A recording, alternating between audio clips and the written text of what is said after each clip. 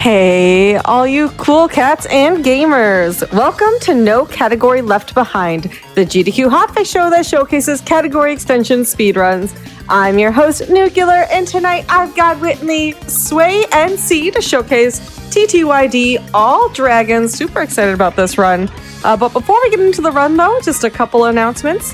AGDQ 2023 online prize submissions are open from now until December 30th. Go to GamesDoneQuick.com for more information. Also, the schedule for Frost Fatales 2023 will be released on December 21st. View the submissions at submissions.framefatales.com and let us know what you're hoping to see on the schedule.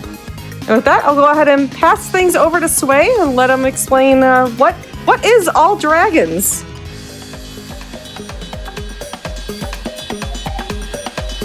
All right, hi guys.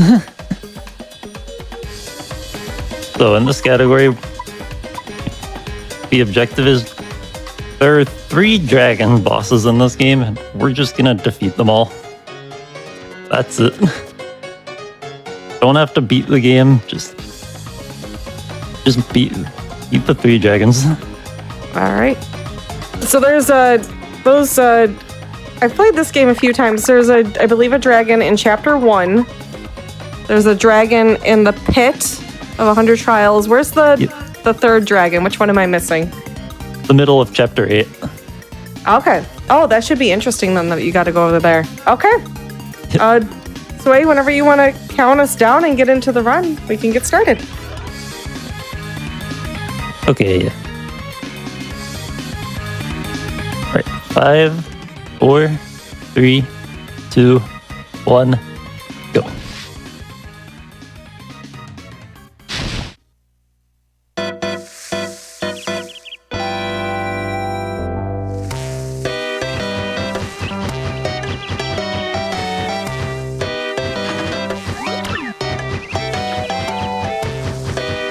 So yeah, beginning of TTYD run.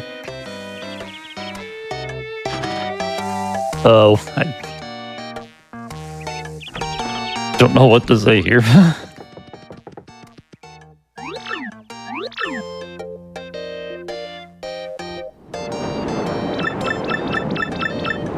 Yeah, I guess basically we can give a TLDR for what the story is, maybe for those who aren't familiar.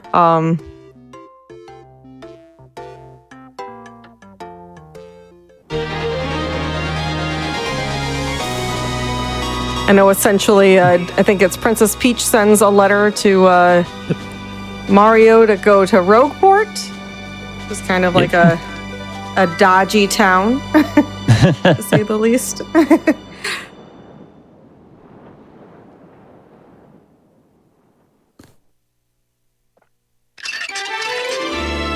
During this early game, we gotta advance a bunch of text, and the fastest way to do that is just alternate pressing A and B. Mm-hmm. Unfortunately, we cannot advance text just by holding B, like in the N64 game. You gotta mash.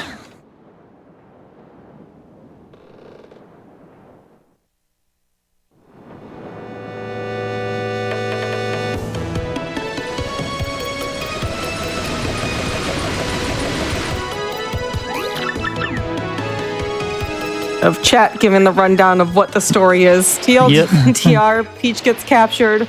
Mario has to open a very old door. Also aliens.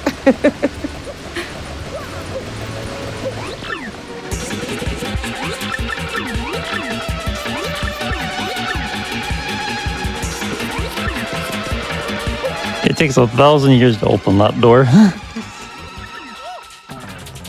So that's how the game gets its name.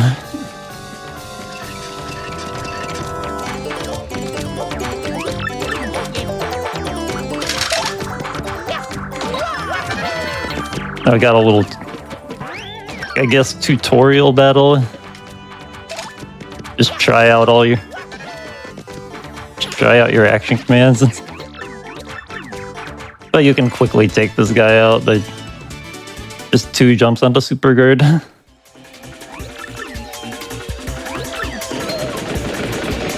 But the game tries to try to actually explain this stuff to you. But we are hopefully not gonna have to listen to that.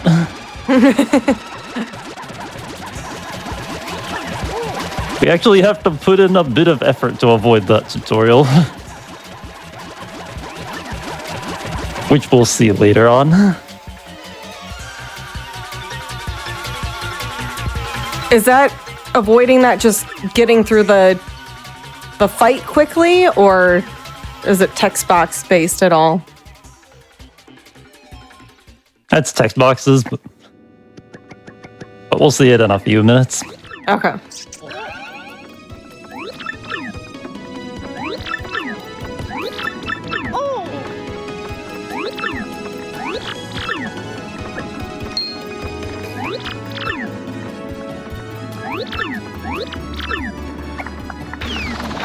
Also, by the way, this text does not really matter how fast you mash it. Like I'm just gonna go back a bit. No matter how fast you mash it, you have to wait for that little cutscene in the back to end.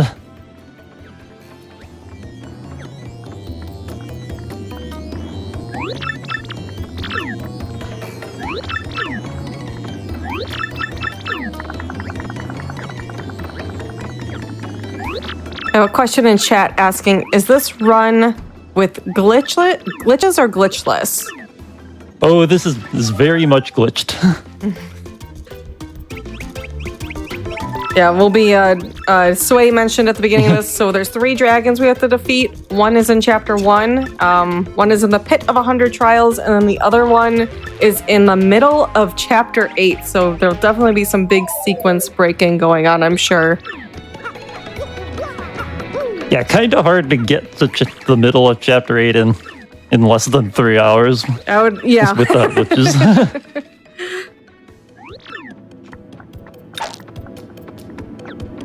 Anyway, here we're just gonna be so rudely stepping on Zest's contact lens.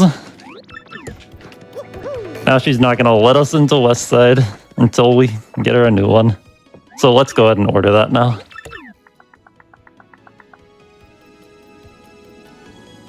Because we are going to have to be going back and forth with the crossroad port.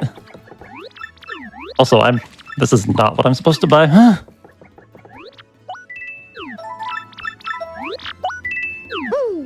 Yeah, we're going to be buying some items here to help us through chapter 1.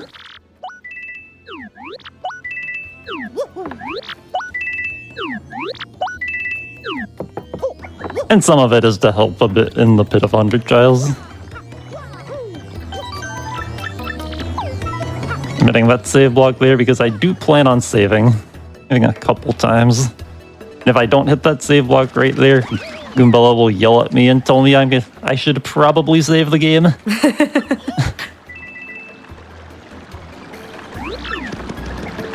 Which, if I wasn't planning to save, it would be faster to just let her yell at me, but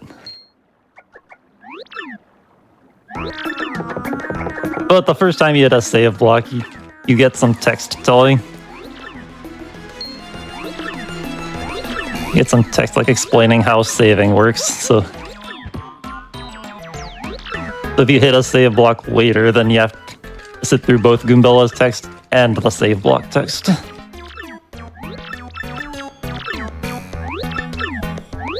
So it's kind of funny, Goombella tells you should save, but even if you don't save the game, that's enough for her to not yell at you.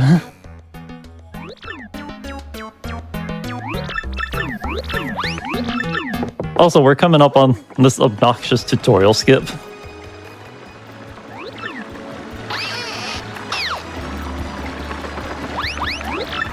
So hopefully, Frankly's not going to explain action commands to us. Okay. So yeah, the deal there is that you have to, for the first one, you have to pick the first option to say you do know how to do action commands. But the game defaults you on the second option, so if you just press A or B, you'll take the tutorial. So you have to menu up. It's pretty obnoxious. The second one you can just mash B though.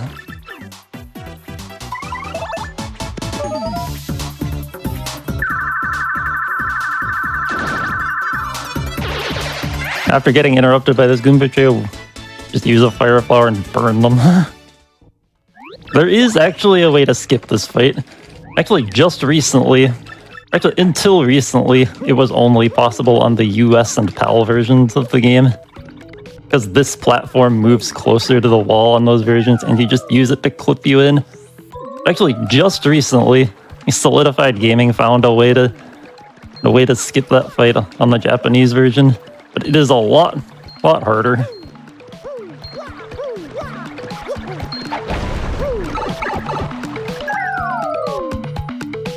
So I did not do it because, like, I have never gotten it.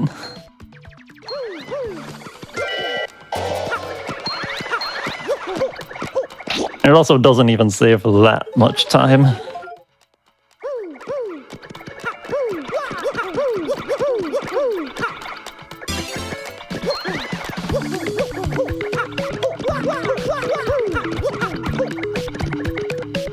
Anyway, and here we find this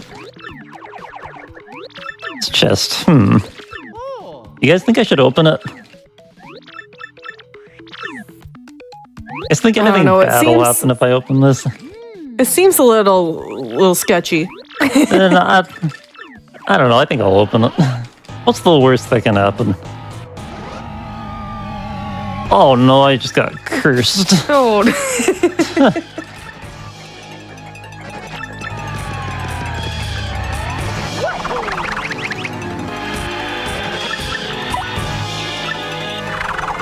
Oh, and the badge I just got is pretty lucky. I will not actually be using that badge.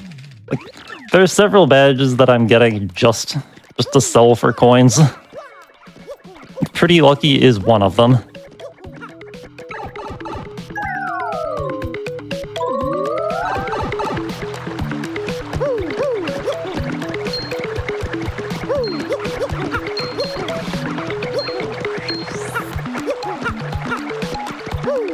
Normally, you're supposed to take the plane panel to the 1,000-year door to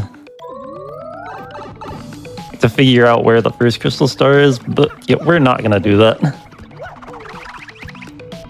I'm gonna go back up here, do a couple frame perfect jumps in this room.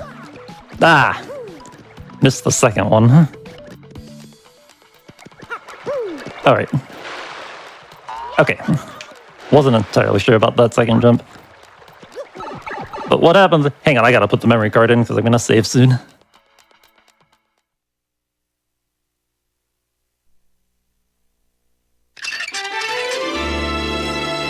But what happened there was I jumped on the first frame I entered that room. And then I jumped on the first frame I landed from that first jump to land on the boat panel. By doing that, my hazard respawn position was never set. So the game just defaulted me to spawn in the center of the room, which in there just so happened to be next to that pipe. And even though you didn't see the pipe, it is still there and functional. So we can just skip the blooper fight and going to the 1,000-year door.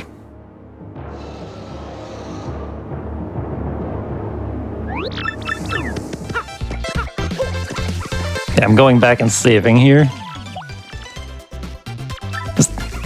There's a similar trick I'm going to be attempting in a couple rooms. If I fail it too many times, I will game over, so... And doing that without saving would be no good. So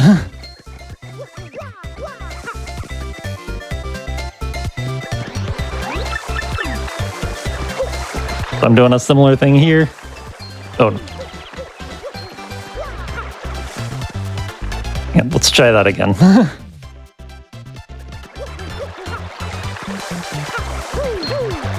Okay, did another frame perfect jump to get on that candy cane.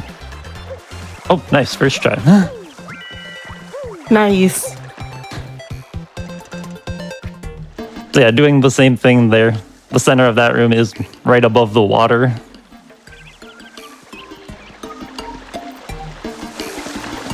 And when you spawn above the water, you have one frame where you can jump and make it across that gap. The funny thing about that is you actually cannot do that jump on the PAL version of the game for some reason. It got patched. Of course. So if you're playing on a PAL copy, don't try this at home.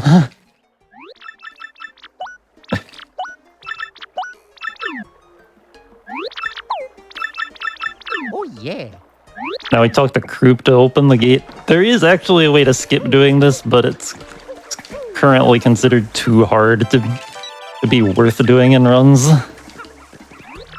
Like it would involve clipping into like that staircase you see up there by that house. And then maneuver out of bounds to get past the gate.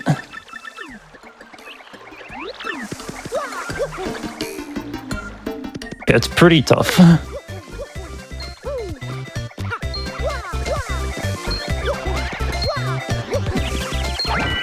Just seeing a couple questions in chat asking about what exactly the goals are for the dragons. It's to beat the 3 dragons that are like the kind of the main big ones. The one in Chapter 1, the one in Pit of 100 Trials, and the one in Shadow Palace.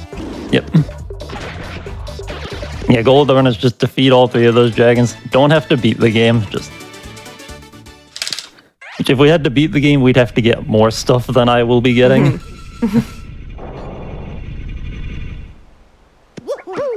Like, we can get up to the final dragon with very little stuff. Like, to beat the game, we would need to... Or like in an optimal setting, we would need to beat Yoshi. Or we would need to get Yoshi.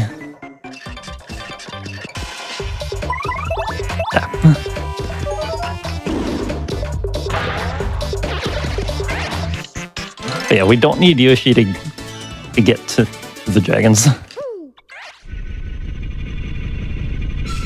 Anyway, how convenient that the game just gives us PAL blocks like right before these fights that would not exactly be pleasant to do without them. Those enemies are immune to fire, so fire flowers would not work. Like, you could beat them by just super guarding them, but yeah, stalling does not exactly sound fun. Now got a little quiz here. Hey, but wait, the game's in Japanese. How do you know the answers? They're in the same places every time. It's just 1, 3, 4, 2, 3.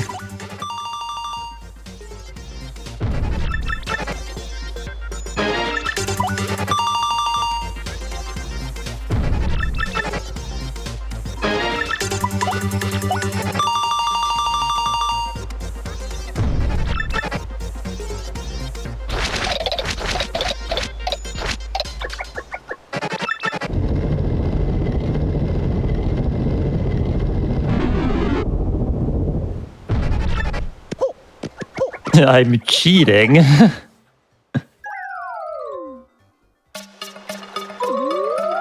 Yeah, the questions are predetermined. So I cheat by just knowing them ahead of time. Also, I guess I never pointed out, a side effect of me skipping going to the 1,000-year door is Professor Frankly is still following us. And yeah, he'll be here, I think, for the entire run, actually.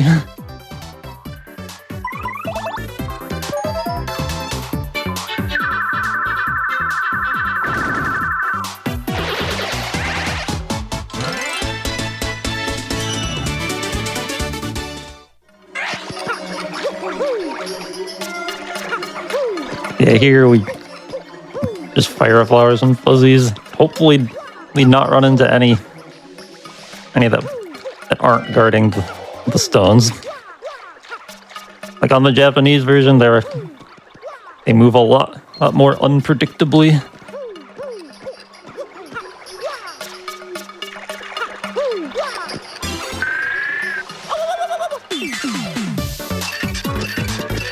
Yeah, conveniently the fuzzies have 3 HP, which is exactly how much damage a fire flower does. So it's pretty nice.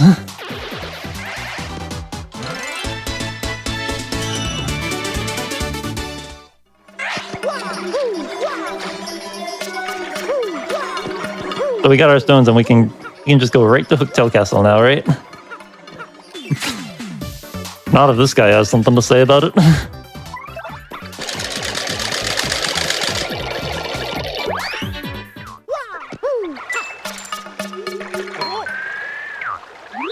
Or this guy. Yeah, did you really think this would be so easy?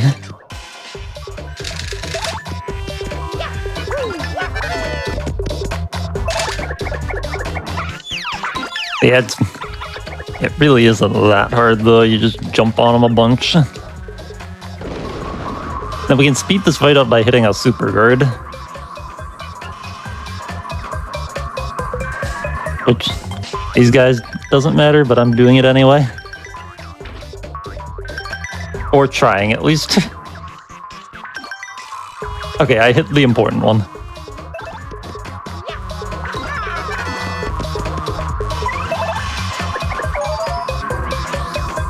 So since I got that super guard, I can just use a fire flower to finish this fight off.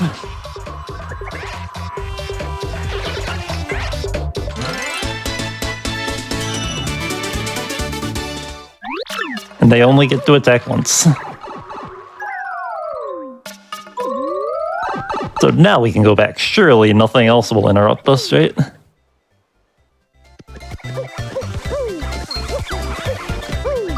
Oh my. Also, when you hit a block, like the item that comes out, I think it's 50-50 which way it goes. Yeah, I got kind of unlucky there.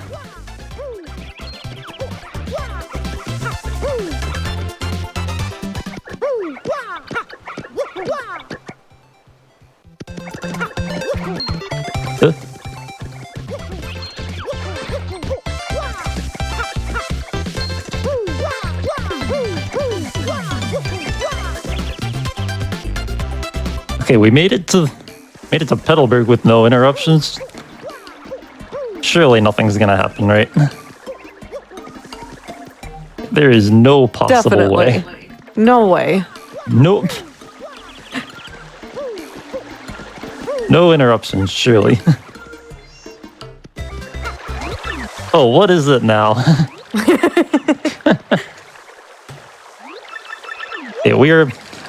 Yeah, we get interrupted to get our second partner. Our second of the two partners in this game.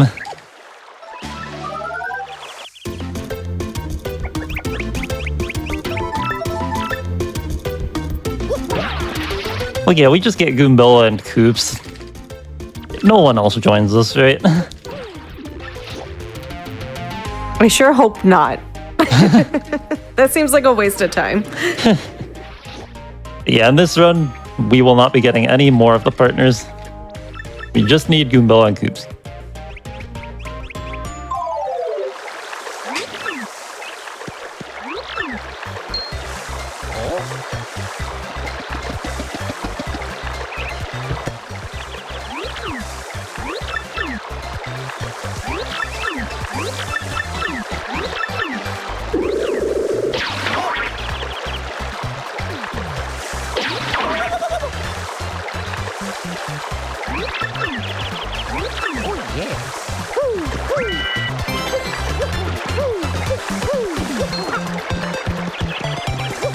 Oh, you know, I lied. This is our third partner. Forgot about Frankly. How could I leave out the best one? I'm assuming Frankly's gonna stick with us the whole run, or? Yeah, he does. I think. Like in any percent run, he would leave when you get at Yoshi. But we're not going there here. Or like he'd leave whenever a new follower joins you. But I don't think we get any new followers.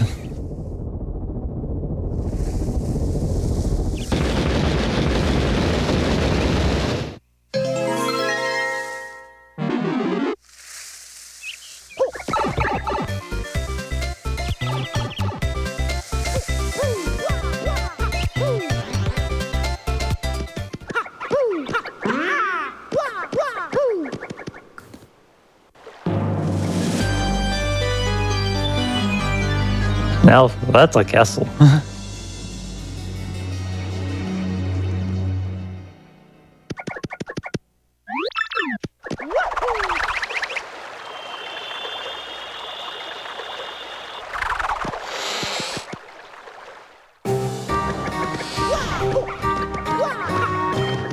These Koopas can be really annoying to dodge. I had to maneuver around a little bit, but that wasn't too bad. It can sometimes get worse than that.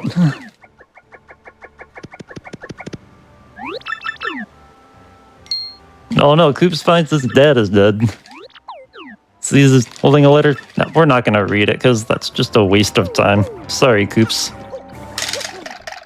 No, we could get a neat little time save here.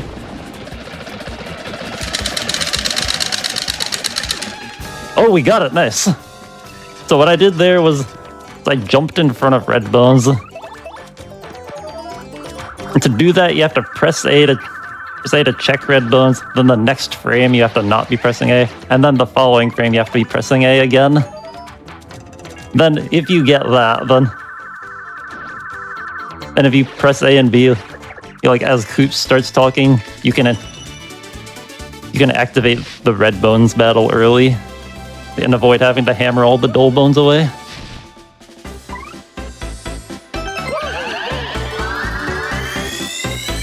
And it saves like 2 seconds, I think. That is actually the second time I've ever gotten that trick in a full game run. Oh wow. That's very rare then.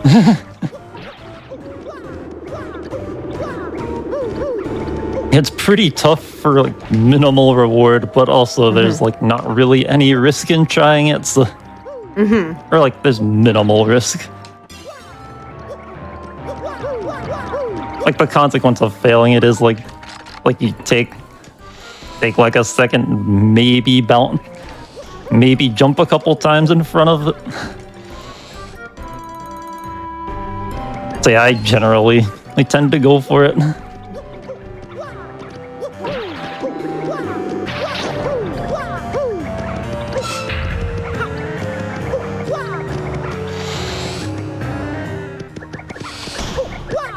Also, yeah, I guess I never mentioned, traditionally in speedruns you tend to upgrade FP on that first level up. But with this route, I upgraded BP there. The reason for that is because I'll want to equip more badges for a fight later before I level up again.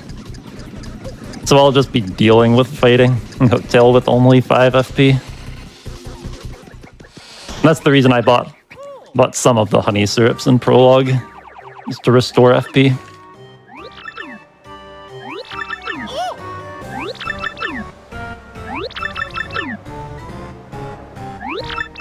Alright, another black chest. I was a little too late to acknowledge it, but oh no, I got cursed because of it.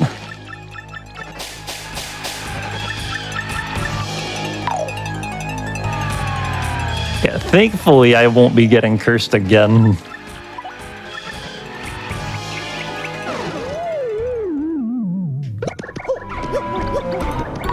Yeah, we only need plain mode and paper mode.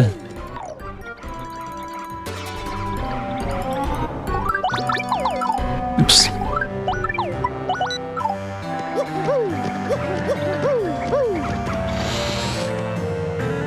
So right there, I equipped badges to prepare for the Hooktail fight.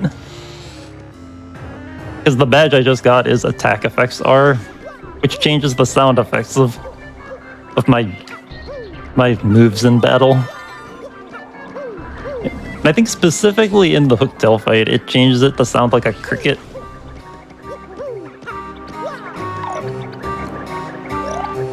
Although actually, now that I'm remembering, I think it might actually not make that change on the Japanese version or something. I might be misremembering, but... like, I don't even know what it's supposed to sound like. Like, outside of that fight. Or I guess it also changes the sound effect when you hammer in the overworld.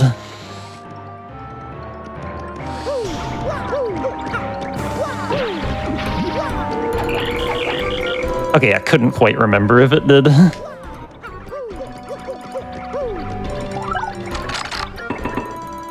Oh yeah, I guess it's a frog. I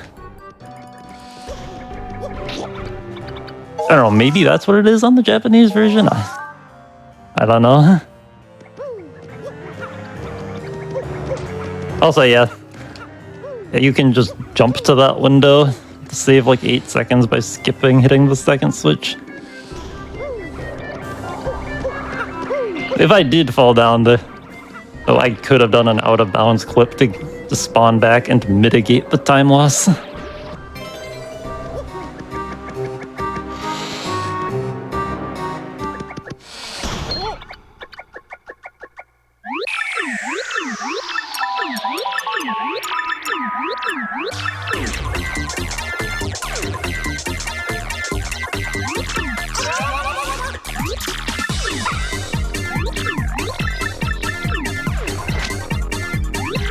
Anyway, there we meet Miss Mouse, who unfortunately will not be joining us.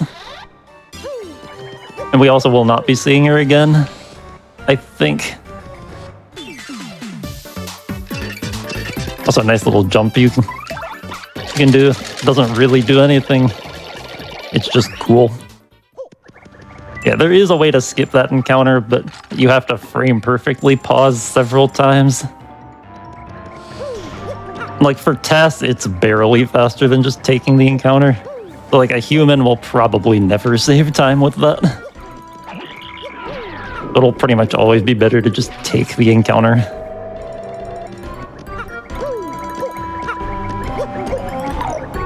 Also, I guess I never like, went into the movement I'm doing. Like you might have noticed I've been jumping around instead of walking. Like normally jumping is the same speed as walking, I think. But Mario's vertical movement speed is a little bit faster than his horizontal speed. So what I'm trying to do is conserve that vertical speed by jumping. And then if you jump on the frame you land, it conserves that speed so I can keep up the faster movement.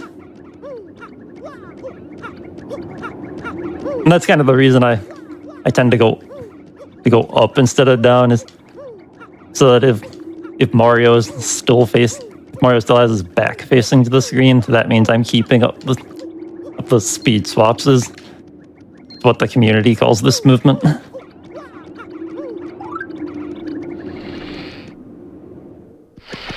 But anyway, now it's time to fight our first dragon.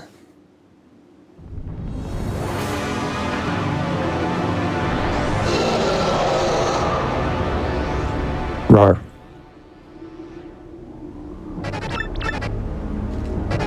Ooh, scary.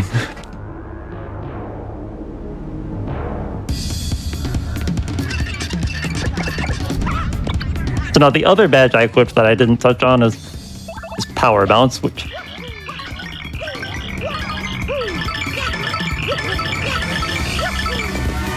okay, that was a 9 cap. The way power bounce works is if you hit the action command, you can just keep bouncing on the enemy. Except bosses have a soft cap, so that you can't just keep bouncing over and over again. Make it too easy. Wow. I did not really want to drop that at 7. I would have really liked an 8.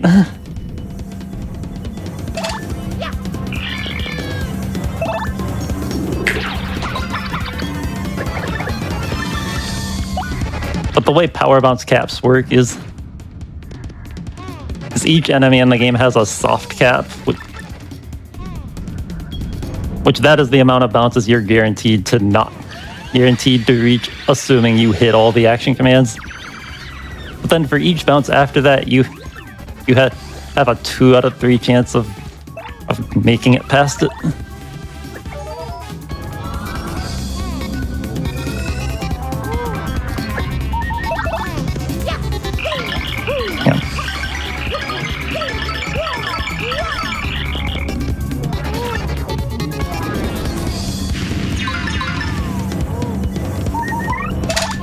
for Hooktail, the soft cap is 9.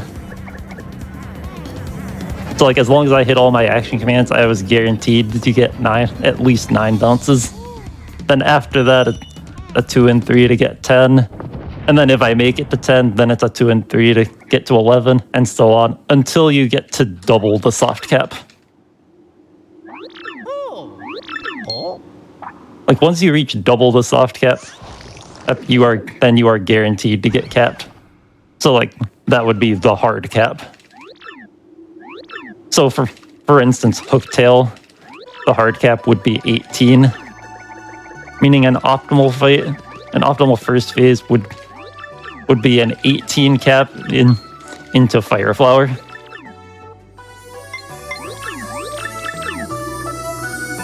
But yeah, you are pretty unlikely to get that. Massive understatement. Anyway, we have our first crystal star. Yeah, the first of 2. Yeah, there are only 2 crystal stars in this game, right? I think that's what I remember. That sounds right. I don't remember getting any others.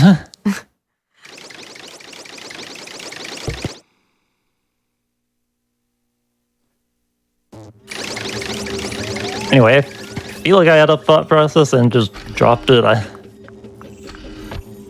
Or maybe I didn't. I don't know. Whatever the case, I always forget to point this out. Another side effect of Frankly is sticking with you. He also follows Peach and Bowser.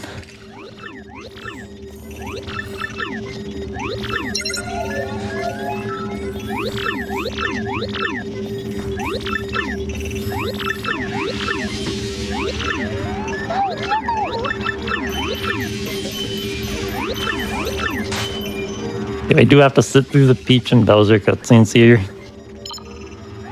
Thankfully, this is the only Peach cutscene. We do have one more Bowser cutscene after this one, though.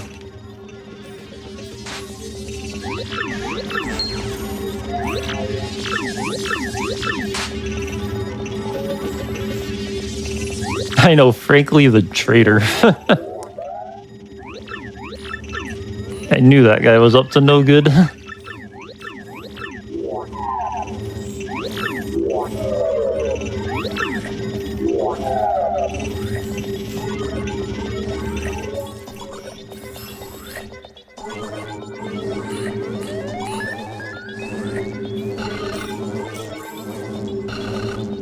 Yeah, not really a whole lot to talk about here.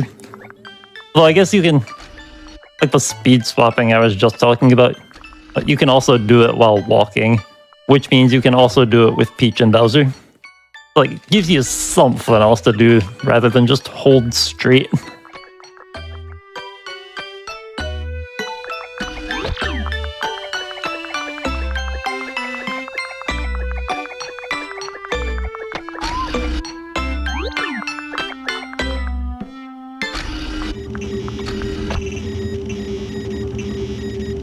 Now we get to meet the computer here.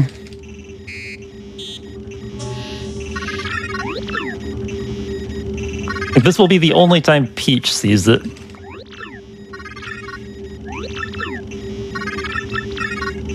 We'll be seeing it with Mario later, though.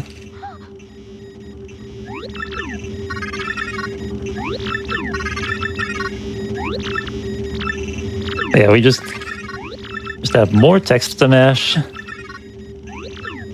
Also, I guess I never really got into why I'm playing on the Japanese version of the game. But like for this category, every version is viable to run. And I think it largely just comes down to preference. Like some upsides of the Japanese version are the pipes in the Pit of 100 Trials spawn quite a bit faster on the Japanese version. And for some reason,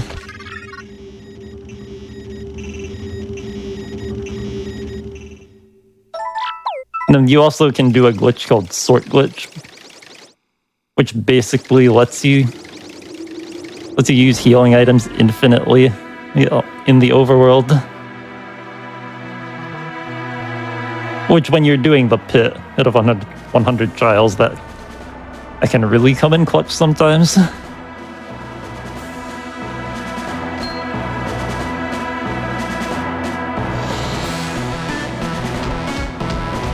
But there's one downside we'll get into more clearly later, but it involves one of the troubles that we'll be taking on this run.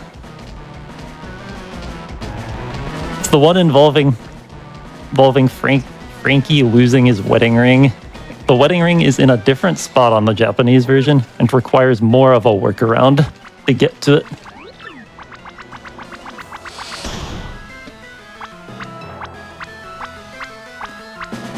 And also, there are some attacks that you just can't super guard on the Japanese version.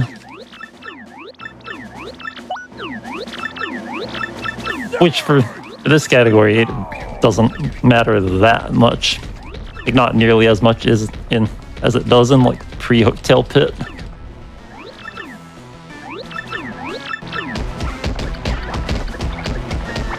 Because you can't super guard any of the dragon's attacks on Japanese, but you can super guard all the attacks except the bite on US and PAL.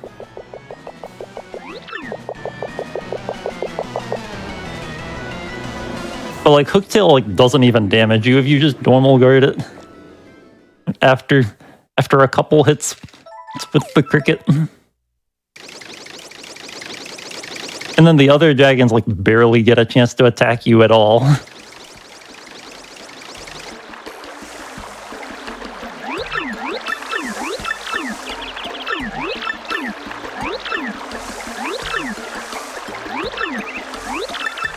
Anyway, now we get back to Mario. I'll be picking up this badge, and since it's right here. That is Mega HP, which what that does is if your partner is at 1 HP, their damage output will go up by 5.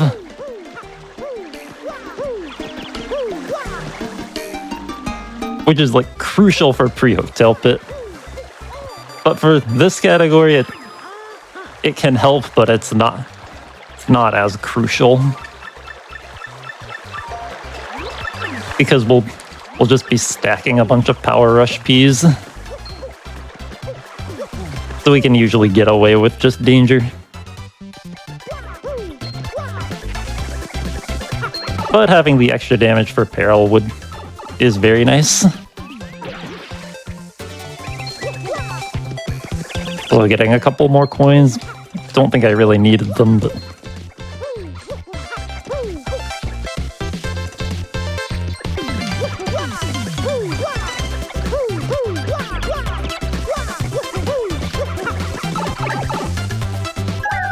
And like now is when we go to the 1,000-year door pedestal to find out where the second crystal star is, right?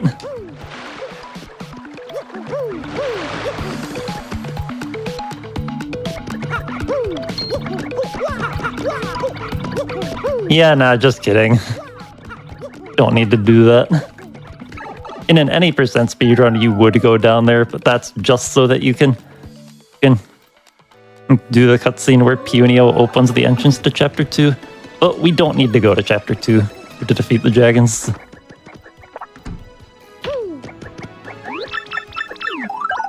Yeah, we're gonna use those shine sprites I picked up to upgrade Goombella. I kinda hesitated a little bit for some reason, but... Yeah. Yeah, upgrading Goombella will allow her to use Multi-Bonk, which is essentially the same thing as Power Bounce.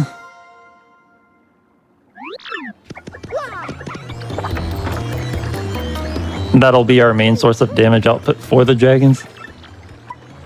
Oh wait, I'm not supposed to go here yet. I was about to fight Gus to get Goombella to lower HP, but...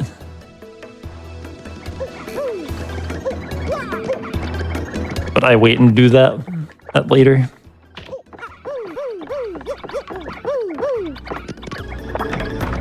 But now is when I go and sell all these badges.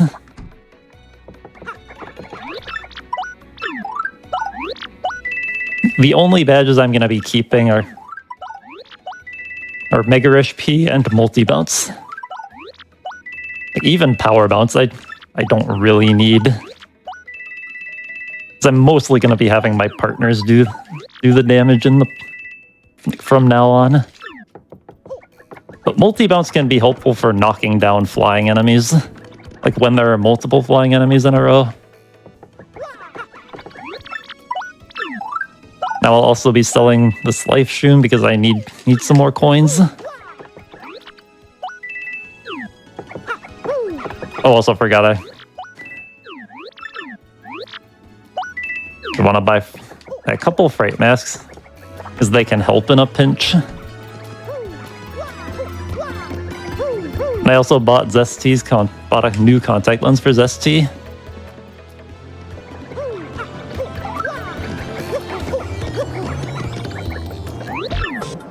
Now, part of the reason I sold all those badges is to invest in Lumpy.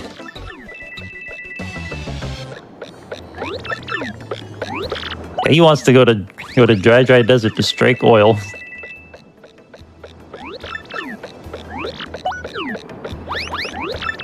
So I'm just gonna give him 300 coins to help him out. And hopefully it'll end up being worth it later.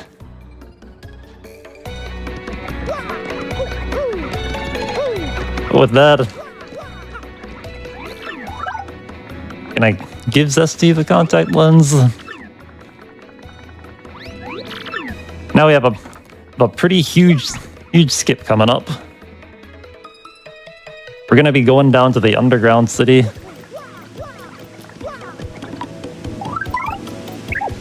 We're gonna be going right to chapter 7. Because yeah, we all know 7 is the number after 1, right? Also, a little thing I did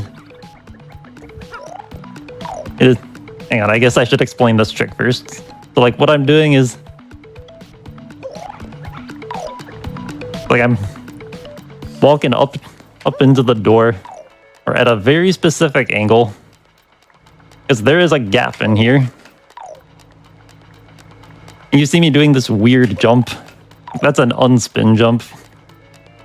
Or if you unspin from paper mode and press A on the same frame, you'll like unspin from paper mode while jumping. And if you do it just right, it allows you to just clip into the teleporter room. Eee.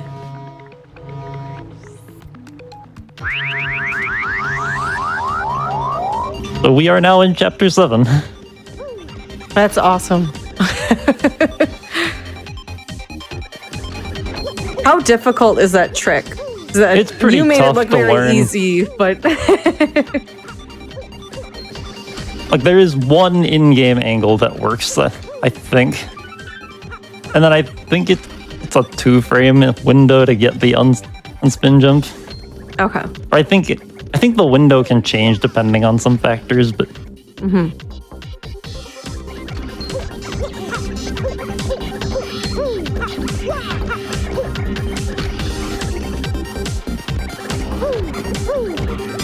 yeah, we're just gonna be running around picking up these card keys to get to the factory room.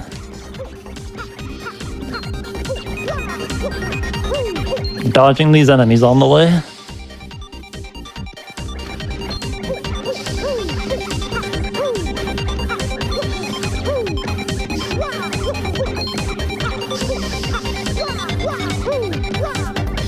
Also, I gotta go up and get the elevator key so that we can get down to the lower levels.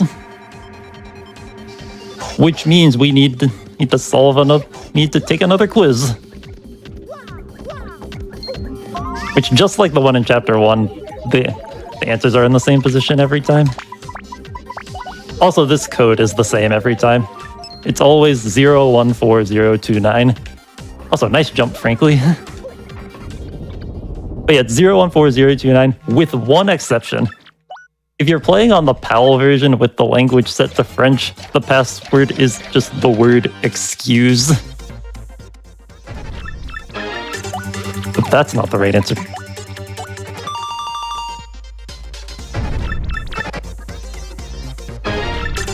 Yeah, the answers for this for this quiz are 3, 4, 2, 3, 1. Now,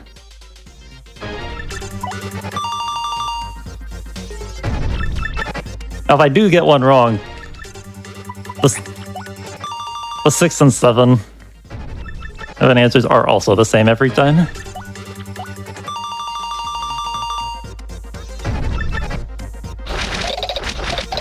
Okay, just like that, we get our elevator key.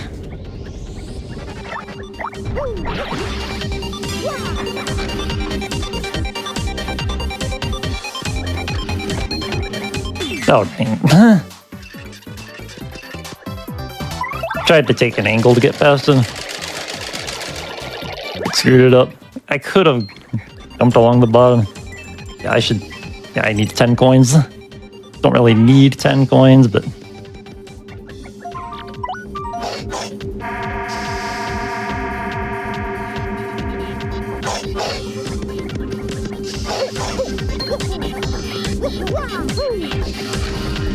Also, the thing about Japanese text in this game, I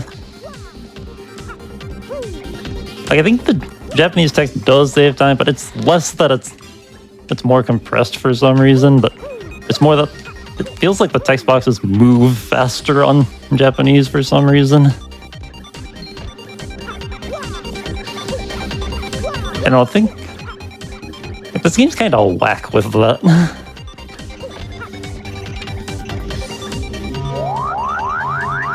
Yeah, the reason for Japanese is it's like the pipes spawn in the Pit of 100 Trials spawning faster. And being able to use Sort Glitch for basically infinite healing. But anyway, another glitch coming up. It's like this door has a somewhat strange property. It looks like I got the glitch there, so like by setting Koops up on the wall and then opening the door, or as Mario's about to shoot Koops out, like opening that door interrupted the jump Mario does and put me in a glitched state called jump storage. So whenever I walk up a step and just hold A, I'll just levitate. But until I'm ready to do that, I can't jump. But I will be using that to get to the rooftops ups in East Stroke-Port.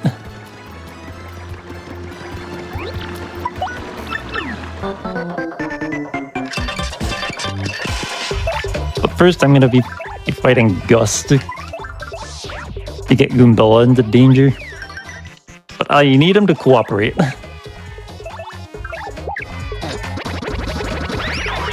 Yeah, the spear toss can target either party member. It's really annoying. Also, we get a stage hazard. Okay, that didn't really do anything.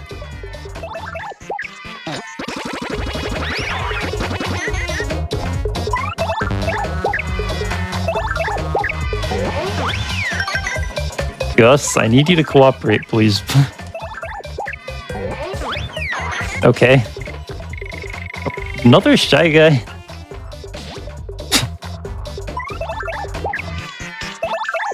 Yeah, one more hit. Bro, what's going on? Oh, actually, wait, I can just do this. Okay, that works out. Yeah, I just need to get Goombella into danger there. And you know what? You're right, Gus. I can't take you on. I'll just pay you.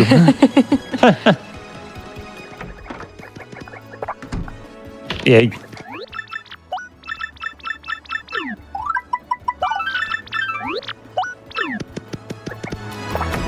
Yeah, that trouble I just took on was Frankie's trouble.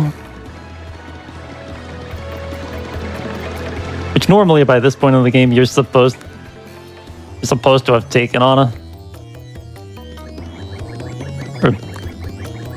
You were supposed to have gone to the Keel Hall key to bring Frankie and Francesca back to Don Pianta, But then you find out they lost their wedding ring and won't come back until you find it. But this trouble is basically just doing that again. Except the ring is in Rogueport.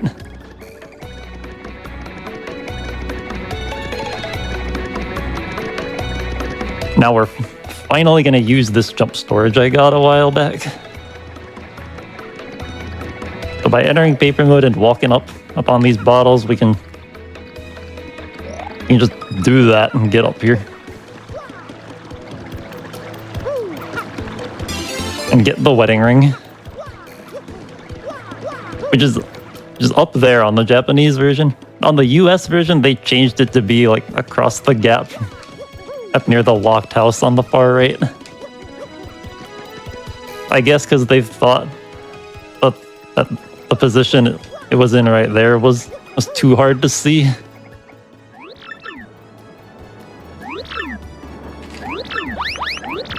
Anyway, now we go to Lumpy, and turns out we made a wise investment. We now have 999 coins. Also, you see Goomba having a little fun there. I think that's a quirk with the doors on the Japanese version.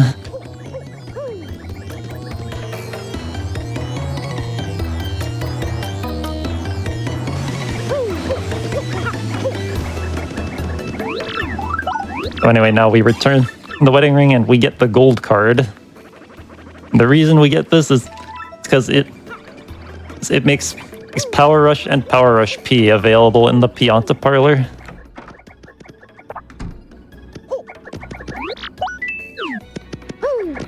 And for Pianta Parlor badges, you can just keep buying them. And they do stack, so we'll be doing some massive damage.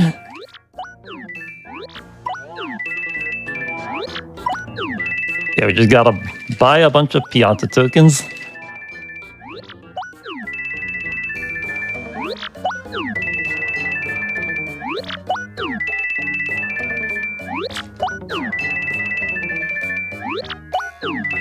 Yeah, I need exactly 238 tokens. And it ends up... I think it does end up being very slightly faster to buy the exact amount instead of just buying 10 over and over. Because if you have any tokens left over when you leave, the boo will like teleport to you. I did not want to stop buying it. The boo will teleport to you and hold your leftover tokens for when you come back. But we're never coming back, so that's just a waste of time.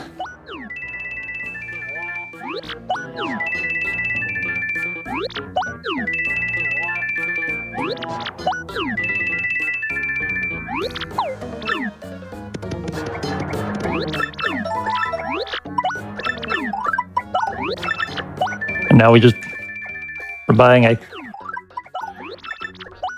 think it's 7 Power Rush Ps. So each Power Rush P will add 2 damage output to your partner whenever they're in danger.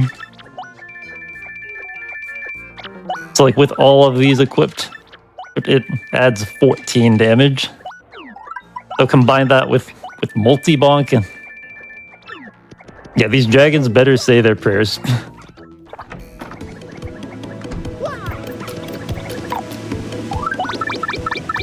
Yeah, we're gonna equip as many of them as we can right now.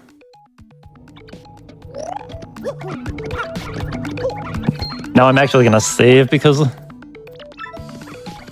of soft lock risk coming up.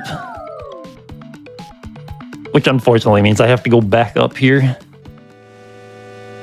I mean, I could have gone to the train station now that I think about it, but probably doesn't really make much of a difference.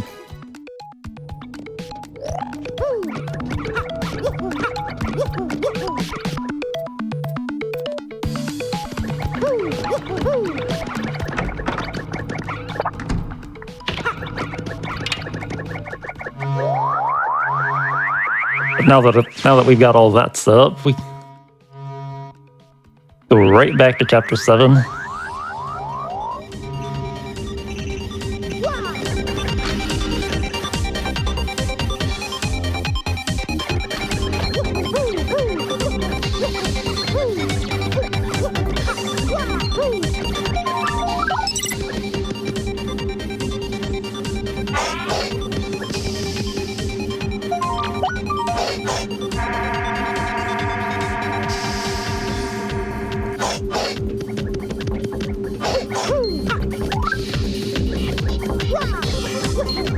Alright, now I have this tile room. You can actually speed up the tiles by stepping on them and stepping off and then jumping back onto them without getting onto that first Oh, come on. I forgot the pattern. I'm used to doing a different strat, but it requires having Yoshi.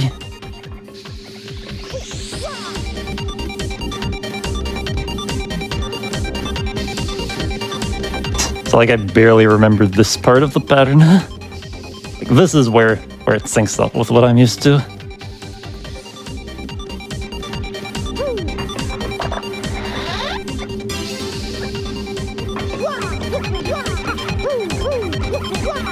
Alright, I do need to heal, which I'll use this opportunity to show off the sort glitch. So what I did there was I opened the sort menu and closed the pause menu, and then selected a sort method and closed the pause menu on the same frame. And as a result, that put my pause menu in a glitched state. Or like it was letting me navigate the menu while also having the sort menu open. So by doing that, I was able to use an item and then quickly move it into a different spot. Move the item I was using into a different spot. So then the game just wouldn't remove it from my inventory, which hopefully I did correctly. Now here, since I don't have Vivian, I can't get past that wall normally. So what I had to do was I had to encounter that nearby enemy, like in the middle of, like while I was going through the bars. And that let me go through them.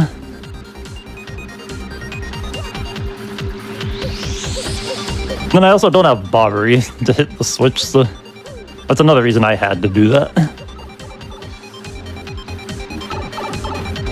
But you can encounter that X-Naut either by first striking it with coops, or by letting the potion hit you.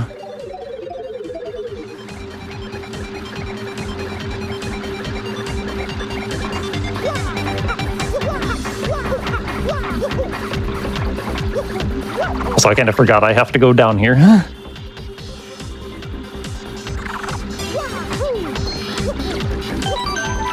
Can I save again? Because why not?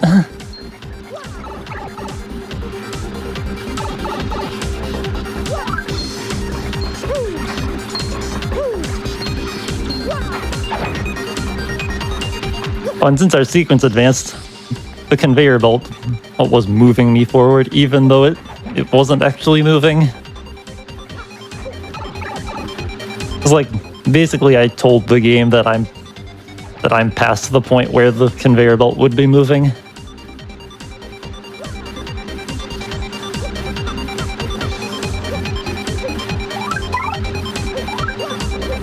I wanted to swap to Goombella there, because I need her for this upcoming fight.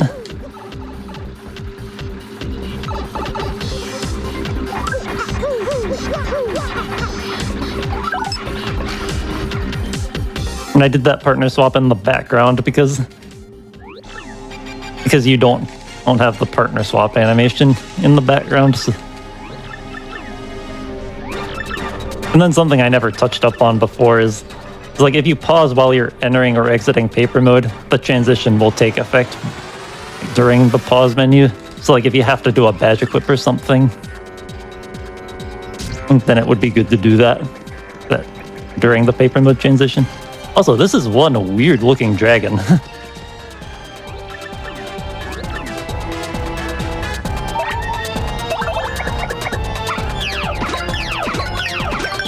Okay, here we can see the power of Danger Goombella. Like, we could have ended the fight right there if we wanted to, but we're gonna take this opportunity to get Koops into danger.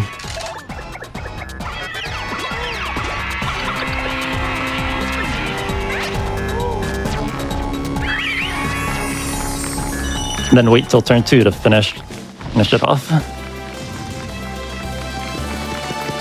Now we finally upgrade FP. Because we do not want to go through any of the pit with 5 FP. We definitely want more FP than that.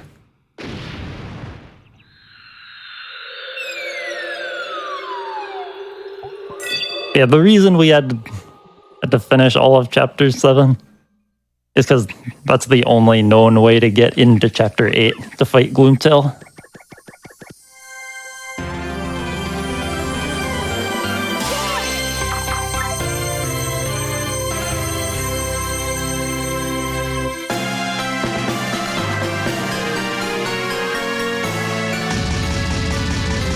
So with that, there's our second crystal star. That's all 2 of them in the game, right?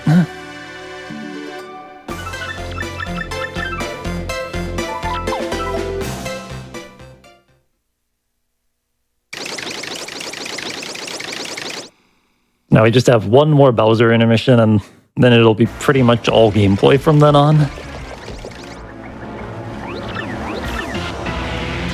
A couple like smaller cutscenes, but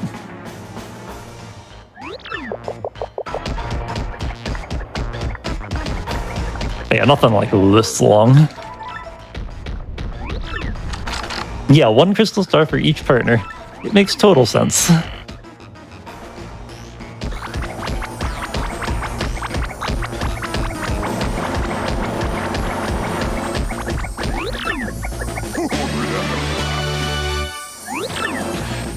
Oh, wait, where's... Wait, that crystal star doesn't look familiar. Bowser found the secret 3rd one.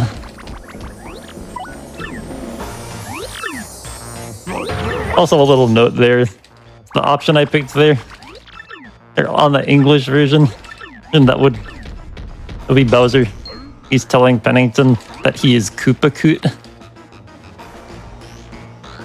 Like from the original Paper Mario.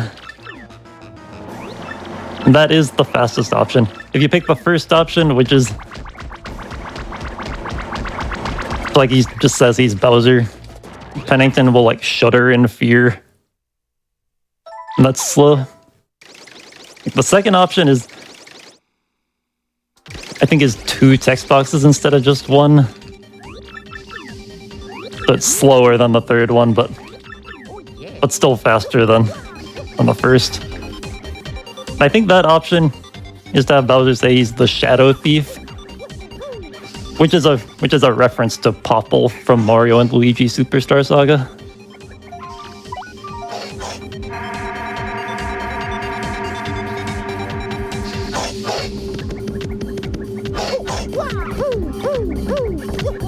Anyway, in order to get out of here, we gotta meet the computer.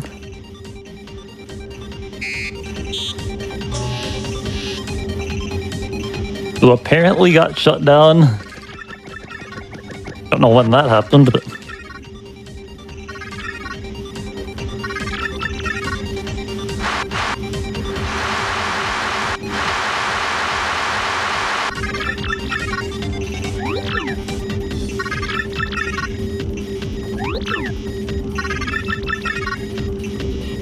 yeah, this computer doesn't seem like it's doing too hot.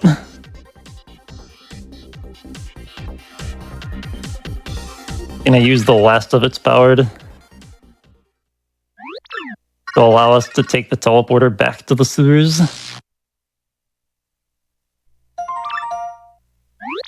Oh yeah.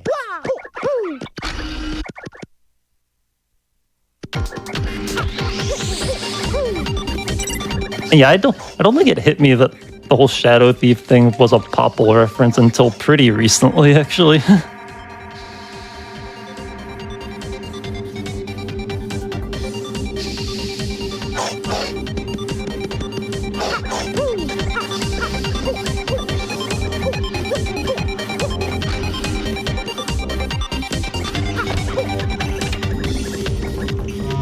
Anyway, yeah, now we leave Chapter 7 and we go to Chapter 8. But first, got one little big errand. Also, shoutouts to Frankly in Space.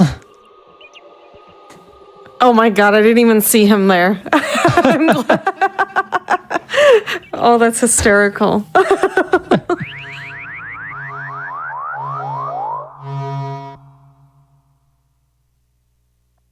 Also, apparently, frankly, being in text memory. Like when it flashed back to Peach. I didn't even notice that.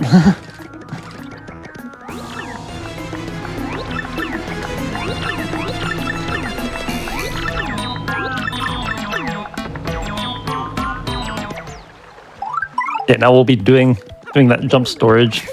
Getting jump storage from this door again. Okay, you can kind of tell that I got it because Coops kind of twitched to the right as I was opening the door. And we'll use that to get past this pillar. And also, you might have seen me check the email in Hook Tail Castle. I kind of forgot to make mention of that. But the reason I did that is because if I didn't, then when I got that email, I would have gotten some text telling, like explaining what an email is and how to check it. And it gives you that text every time until you check an email. So it ends up being faster to check it.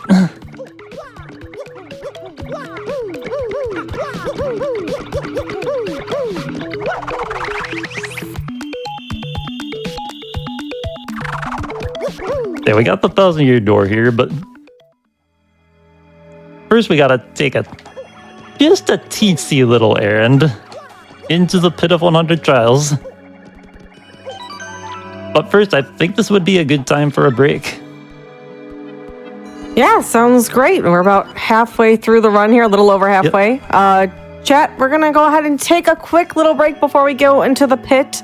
Now is a great time to get up, stretch, maybe get a snack, grab a drink, use the washroom, and we'll be right back to finish off the rest of the dragons. Stay tuned. Hey, all you cool cats and gamers. Welcome back to No Category Left Behind, the GDQ hotfix show that showcases category extension speedruns.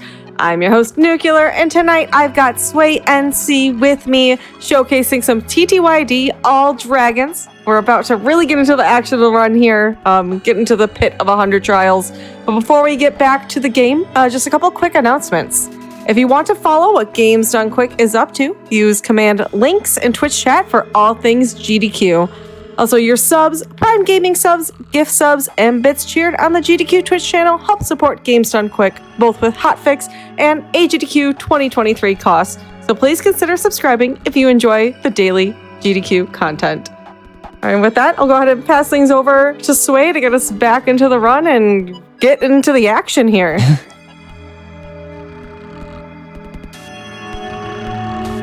Okay, so we ready to continue? Yep, we're ready to go. Okay. 5, 4, 3, 2, 1. Wake up, Mario.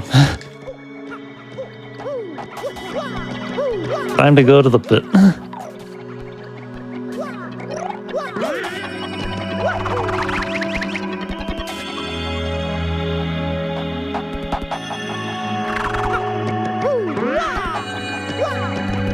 Yeah, if you jump on that spring just right, you can get over the fence without going through the bars. Now we just get a bunch of battling. So yeah, in case anyone missed it,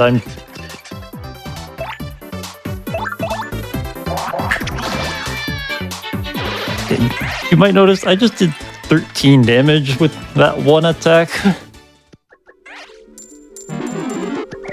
What I did earlier was I ended up buying a bunch of Power Rush Ps from the Pianta parlor. Which, a single Power Rush P adds 2 damage output if your partner is in danger. Or 2 damage output for your partner's attacks when they're in danger. And they do stack, so I have 6 of them equipped right now.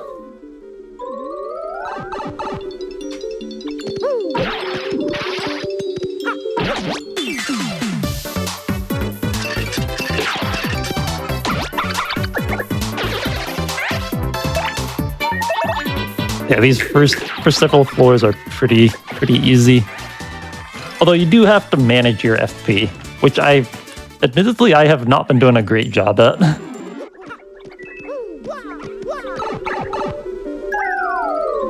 But like, I have a honey syrup I can just use.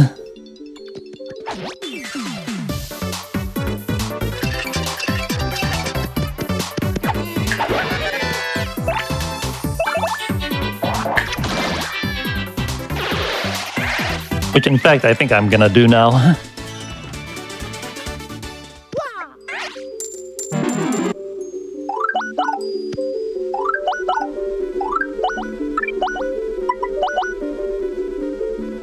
Okay. Yeah, in case anyone missed it before, what I just did there was the sort glitch, which basically just lets me use healing items infinitely in the overworld.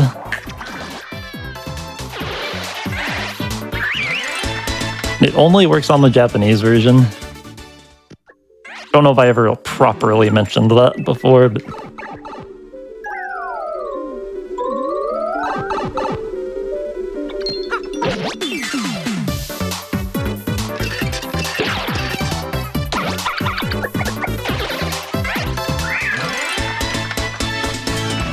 I will have to be paying attention to my leveling because I would really rather not level up with Coops out, because that will heal him. It's also part of the reason we use partners instead of Mario for damage. Because if we see we're about to level up, we can just end the battle with a different partner out. Can't exactly swap Mario out.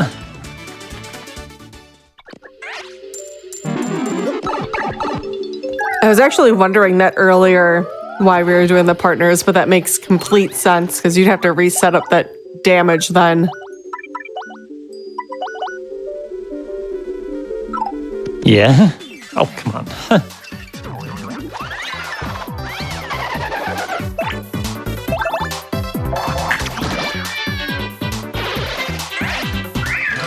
So the dragons we're defeating in this run are Hooktail, Bonetail, and Gloomtail, in that order.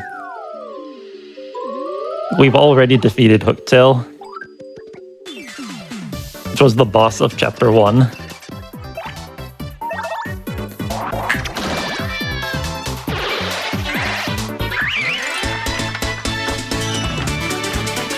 And Bonetail is like the boss of this dungeon. Then Gloomtail is like midway through Chapter 8.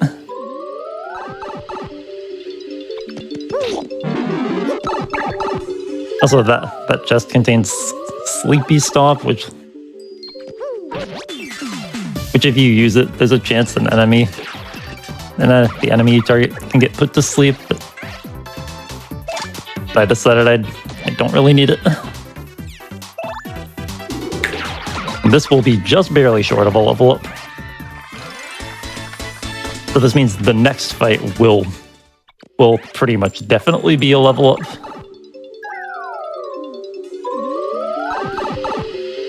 Now convenient, because I have no FP.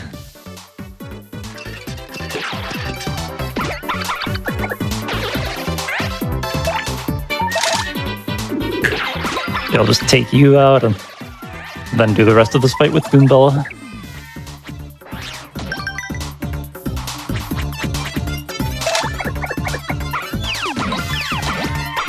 These Gloombas have 7 HP, so yeah, that's Super Guard. Super Guard plus Head Bonk and Jump does exactly enough damage.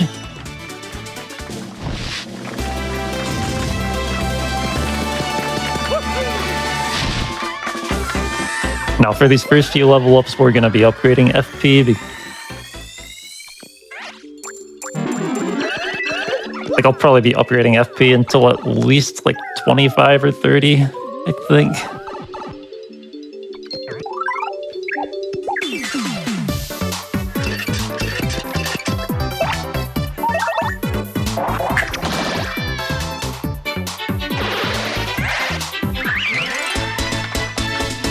Once I have enough FP, then I'll be switching upgrades over to BP to make sure I have enough to equip the badges I want.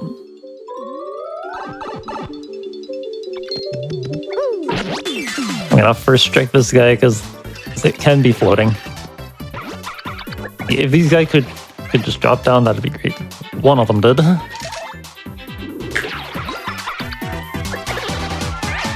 But that's not even any better than neither of them dropping. Like it's the same situation.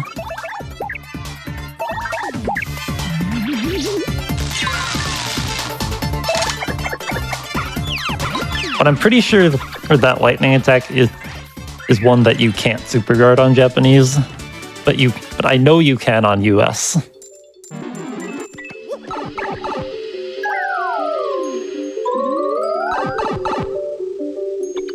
Also, I saw in chat something I never touched up on.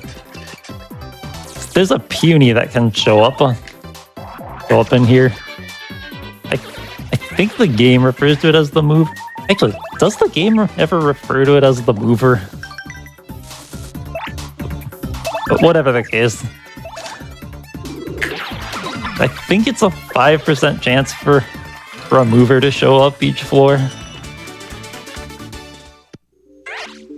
And he would be there instead of the enemy that's supposed to be there. And if you talk to him, you can either have him take you down 2 floors for 10 coins, go down 5 floors for 30 coins, or go back to the entrance for 10 coins. Which, that last option, we don't want to do that.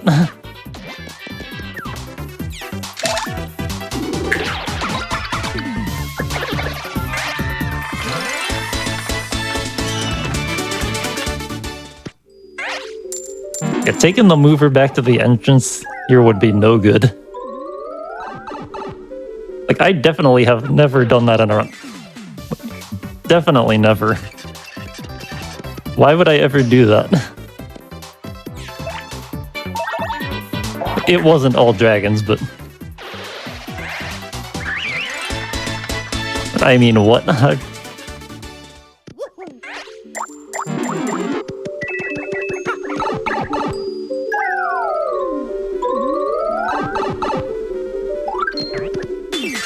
Actually, I probably should have first struck this guy. This might be... Oh, never mind. This is not a level up. Still, I probably should have first struck, though, because of this dark buff.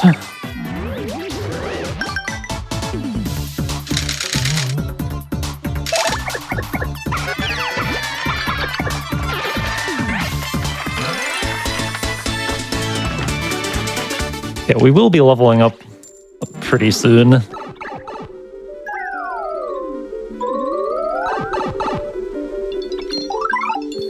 Probably not on this floor, but the one after that. Actually, we can find out for sure here. Okay, this is definitely not a level up.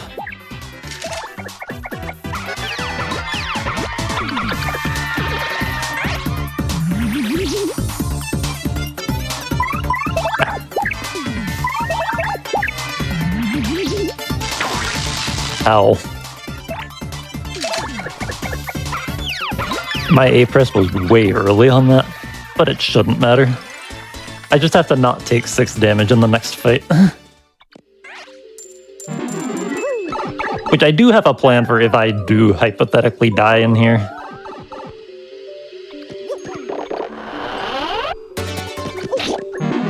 But hopefully we don't have... Hopefully it doesn't come to that. Now, Charlieton also has a chance to show up every 10th floor.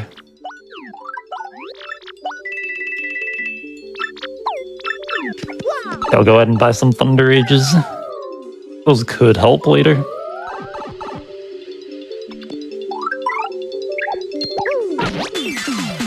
And also, the badge I got from that chest is Fire Drive. Also, this is sort of a nasty layout.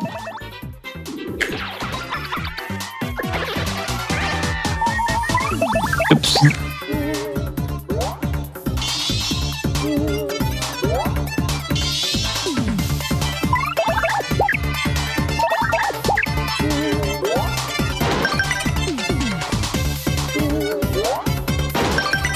Yeah, that is a really awkward super guard.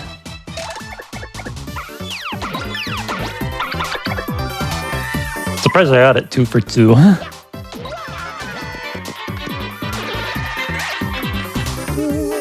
Okay, you're just gonna waste your turn to go up there. How nice of you.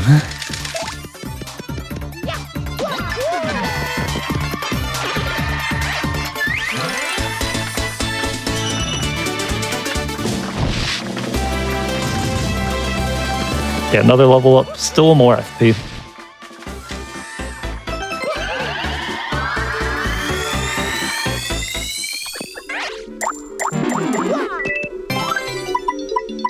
I don't really need a slow shroom.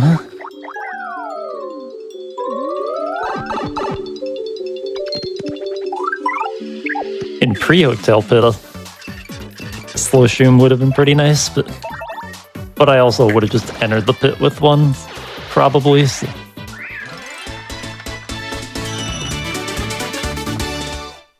Do you still get the same badge setup for pre-hooktail pit, or is that not something that's possible?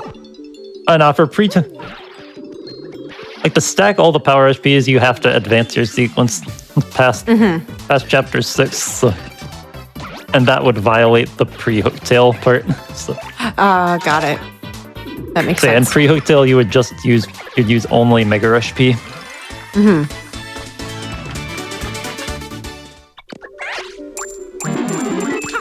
But for this category, we don't have that restriction.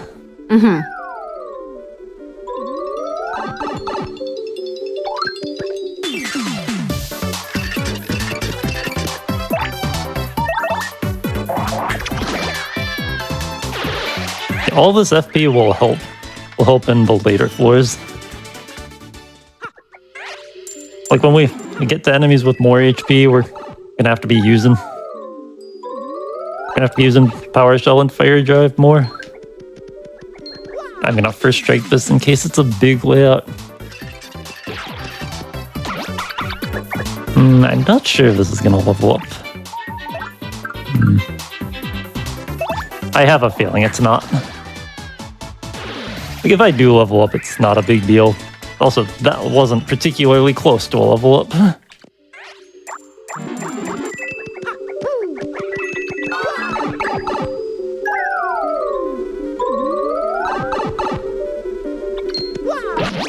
Like now I'm close enough where I will level up on this fight, probably.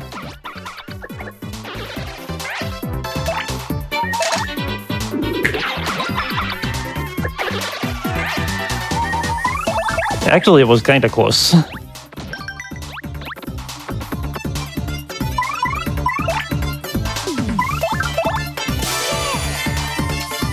Also, one thing I tend to forget in this category is that we have special moves.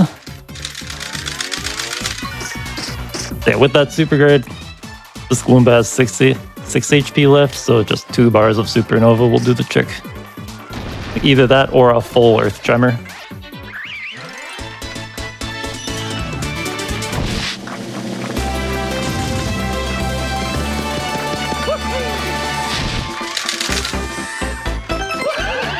Yeah, I think that'll be enough FP for the moment.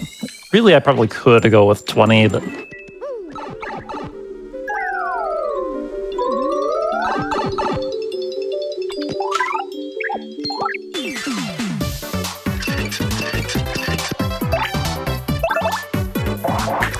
After this, we'll be doing more BP. Also gonna want more HP for Mario. Especially in the later floors, these enemies can pack a punch. Yeah, don't want to wait too terribly long to give Mario some more health. Also, this layout is nasty. You guys gotta go. Each one I think is either 90% or 95% to run, and cool. Okay.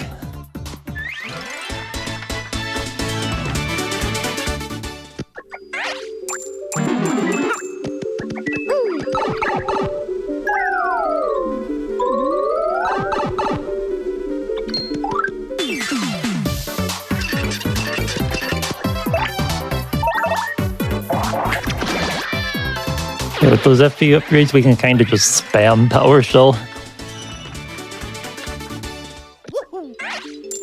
Nice and easy. But again, I have to be paying attention to my star points. Also, there's Charlieton again, but I don't think I... Or wait, I can afford... I have space for one more item.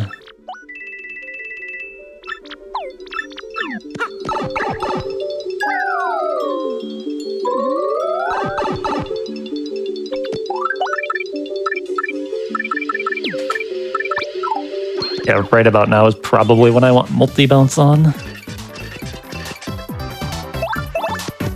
Because of this.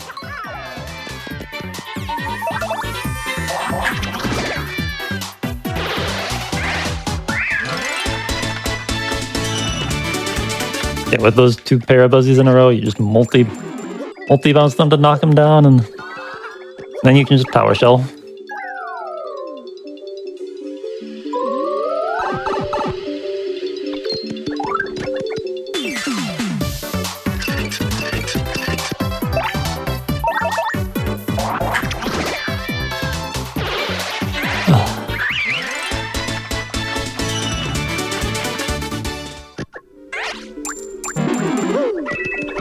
Also kind of want to pick up some coins in case I get some movers, which we still have not seen a single mover yet. It's kind of unfortunate.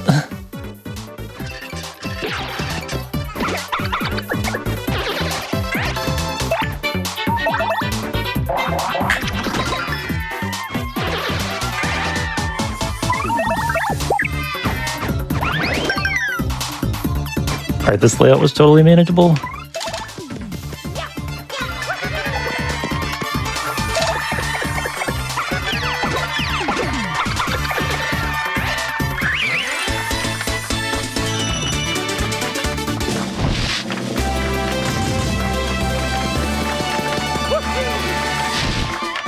Yeah, 5 movers in a row.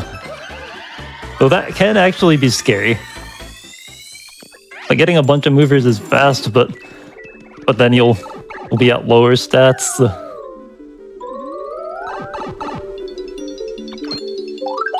Yeah, little spooky. Is there a certain FP number you're looking to hit for this run? I think like 35 should be enough for the whole thing. But Okay. like once I have enough stats and everything else, also I'll likely end up. Also, I just mindlessly walked into that heart. That's not good. Uh-oh. Now Koops is no longer in danger. like this is manageable.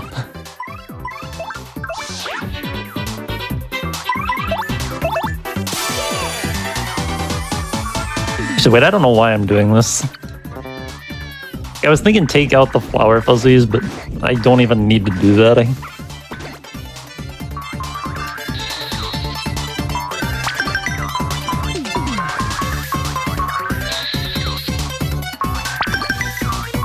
Yeah, the flower fuzzies do not deal HP damage. They just steal FP and then do a magic attack that does take your HP.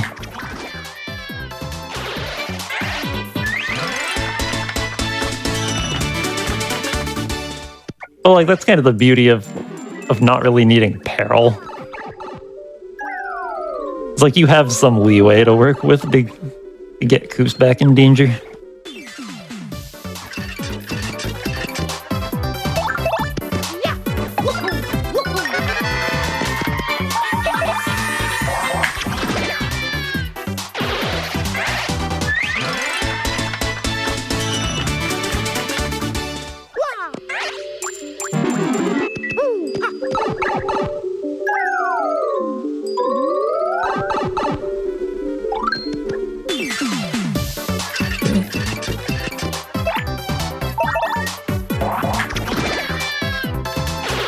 This will probably put me close to a level up. Actually, that's not that close. Like, I would have preferred for it to be close, because now I'm not sure if I'm going to level up on this next fight. Nope, there we get a mover.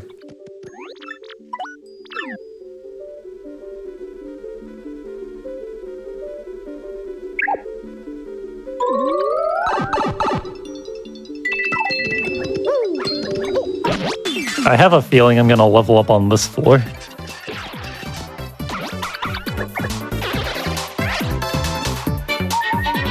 This is a level up, okay.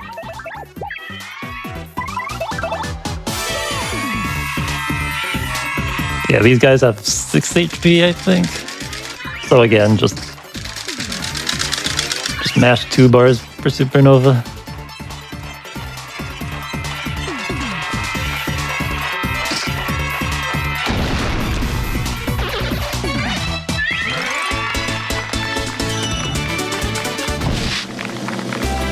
Not the 5 in a row.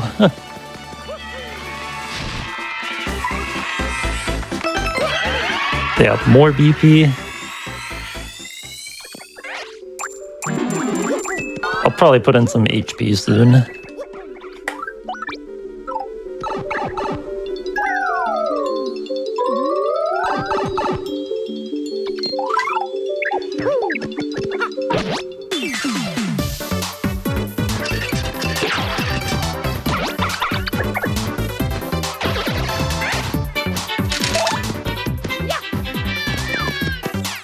Oh yeah, this set of floors is home to the dreaded spiky Parabuzzies, which really aren't as much of a problem in all dragons. It's because we have the special moves, we can just Earth Tremor or Supernova to take them out, if it comes to that. Which, here it is going to. Or I can just use a Thunder Rage, that would be faster. Also, I forgot to look at my levels. Okay, this was not even close to a level up. I don't know what I was worried about.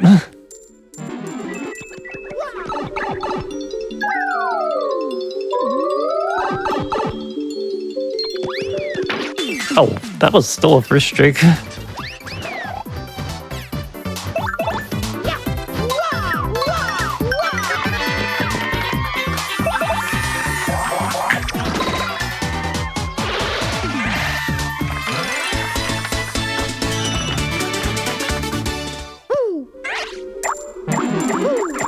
A nice Super Shroom.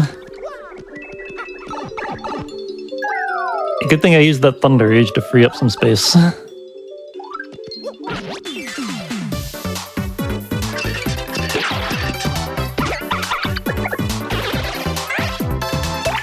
Also, I should not have first struck that guy.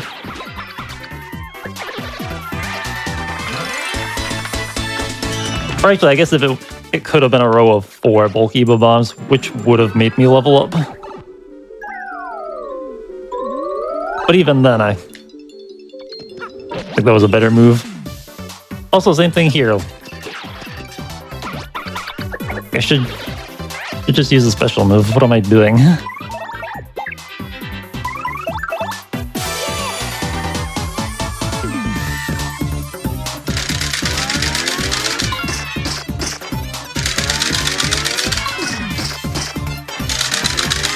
In these instances that I've been first striking, it was just a waste of time.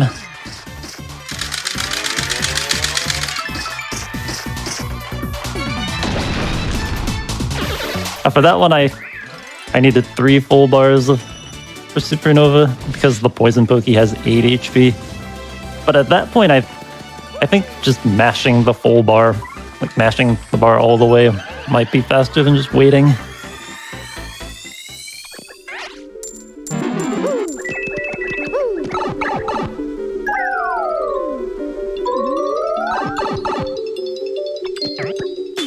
So I don't have Coops out.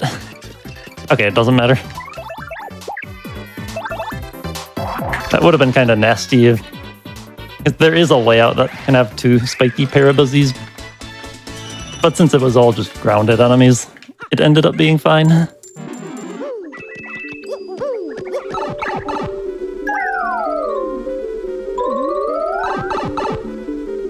Oh, another Charlie. Yeah, I just got the strange sack so I can hold more stuff. I'll buy just a fire flower. Want to make sure I keep some coins in case I get more movers.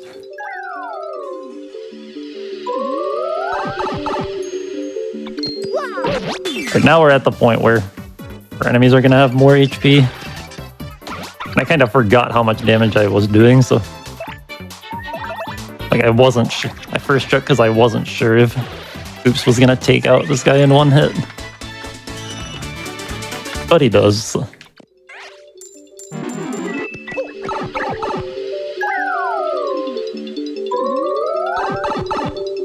I do want to first strike this guy because it can be flying.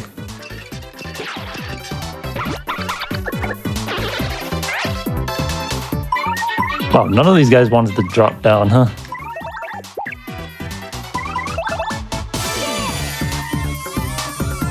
Yeah, that just screams supernova.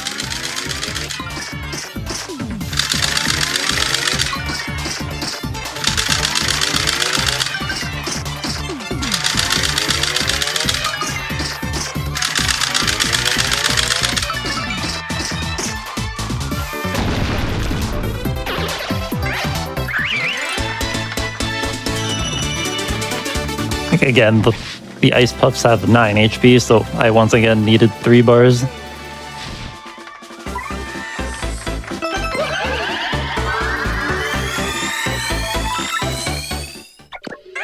Oh, I just reached level 10, so now my stage got upgraded. I'm probably gonna be getting another stage upgrade later on in the pit.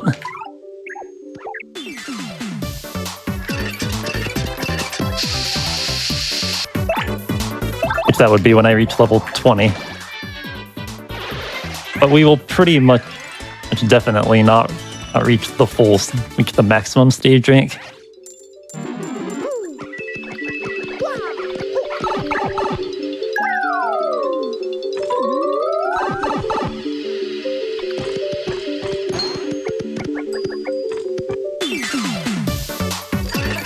I should have just walked into that guy.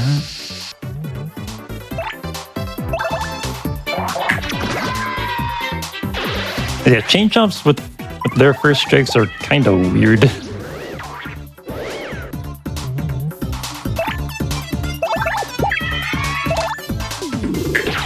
So, like, even once they've stopped moving, like, if you walk into them, they will first strike you.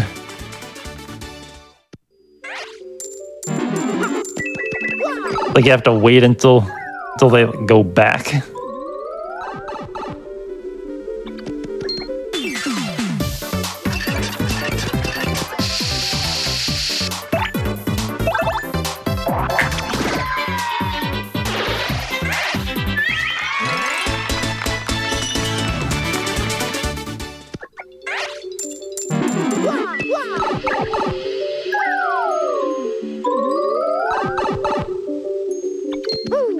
First striking because I'm pretty sure I'm about to level up again.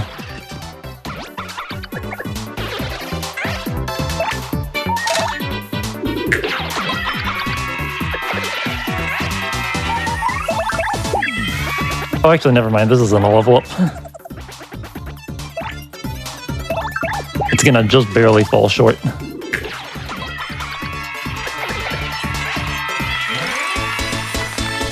Next fight will absolutely be a level up, though. I mean, unless I use my other Fright Mask and everything runs. I really hope I got the Koops for strike and not the jump. Okay.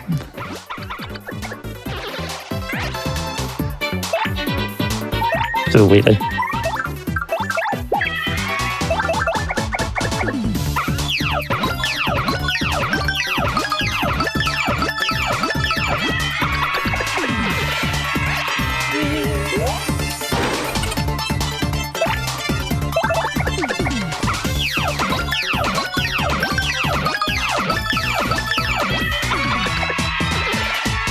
I guess it didn't really matter which one I took out first. They can both do kind of nasty things. Like the Boo could have turned invisible. But the Puff could have like charged up for the ice attack. It's like either way I could have had to stall a turn.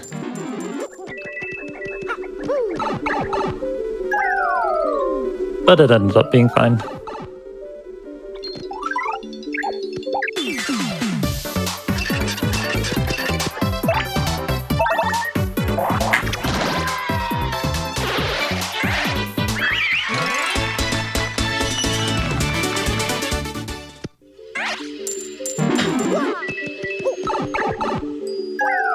Alright, now the thing about the dark boos is each of them, if it's in the front, it has a chance to drop the money badge.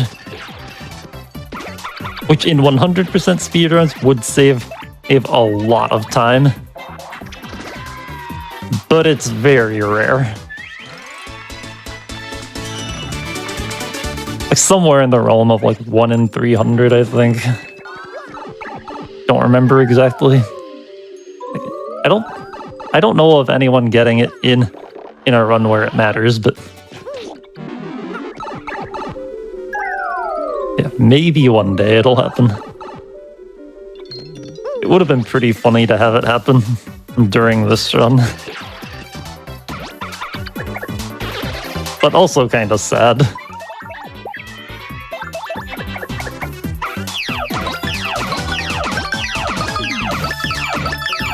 I feel like it'd be one of those moments where it's like, don't know if that's incredibly lucky and fantastic that happened here, or just unfortunate that it happened here and not in like a real run. Yeah.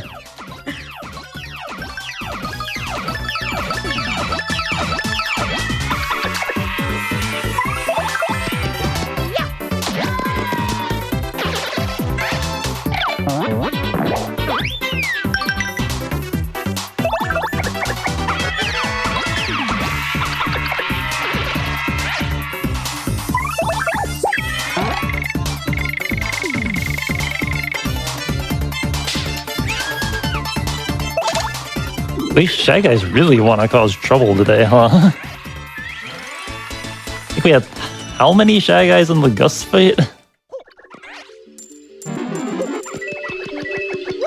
And then the one there.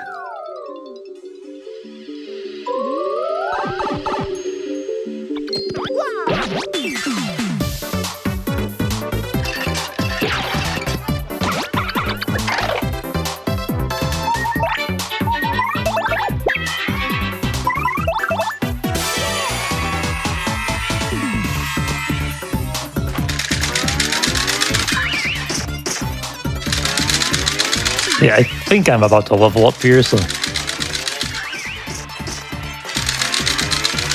maybe I should have paid closer attention, but I'm just gonna supernova, take these guys out. Okay, yeah, I was really close to a level, so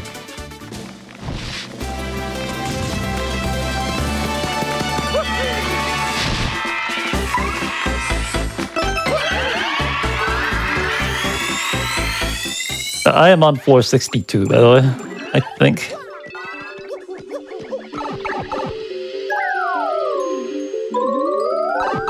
Ooh, there's another mover.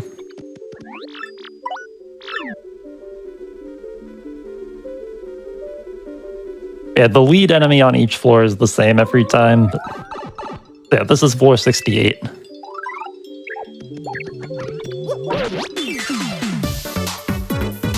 Okay, I first struck here because I couldn't remember off the top of my head if there was, like, if this enemy had a pattern with a dark lackey 2 in it.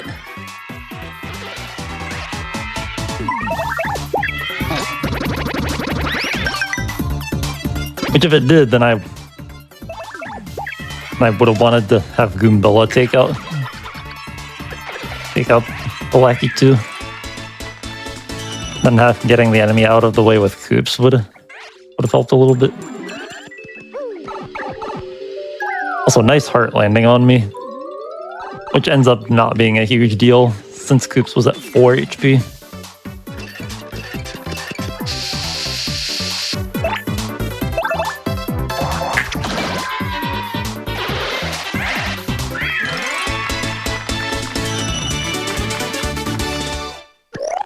So in regard to the upgrading BP but not adding badges, I mean, I guess I can go ahead and put on Zap Tap now. Like, we're kind of at the point where it would help.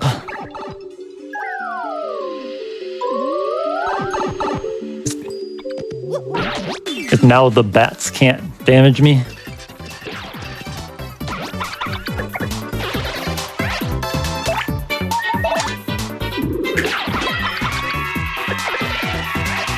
But I was kind of just preemptively upgrading it Like just to prepare if I want to upgrade something else.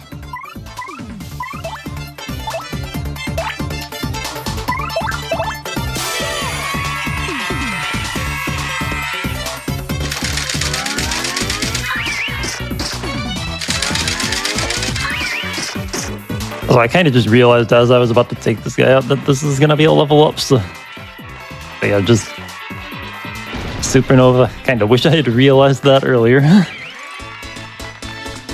Could have saved myself some time, but oh well.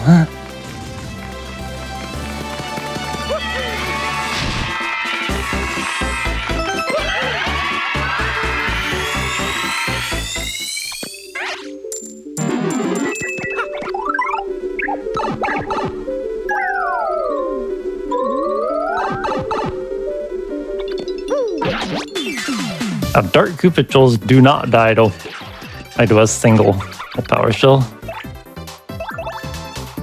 Need to do 2 of them. Although if I was gonna have to power shell twice, I might as well have just...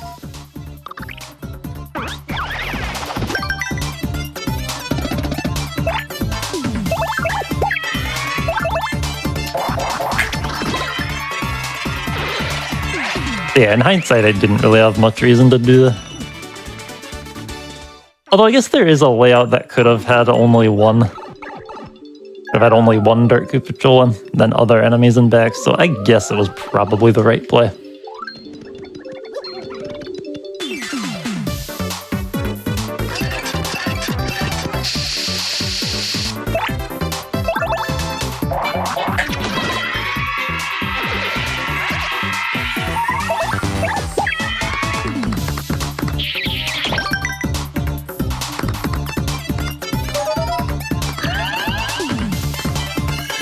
I really wish you'd used that on the bat.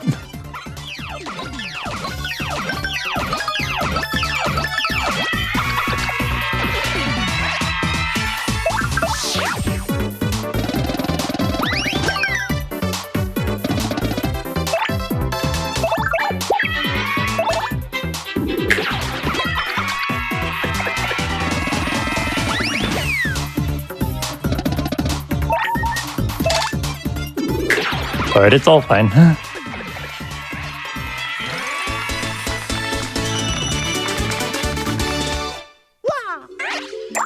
Oh, another super stream? I'll take that. Might not end up using it, but...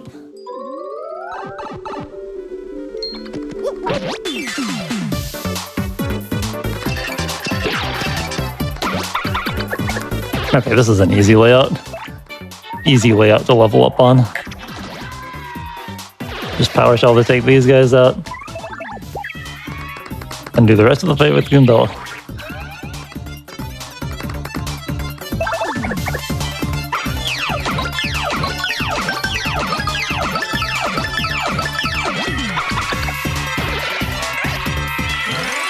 I kept autopiloting the stylish there, but it actually loses some time. Also, I don't think I actually got the stylish. I think there's another input you have to do to get it.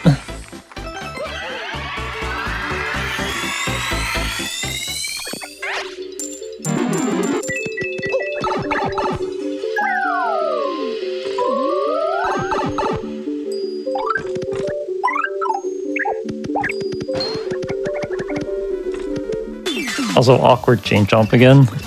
I should have just walked into it.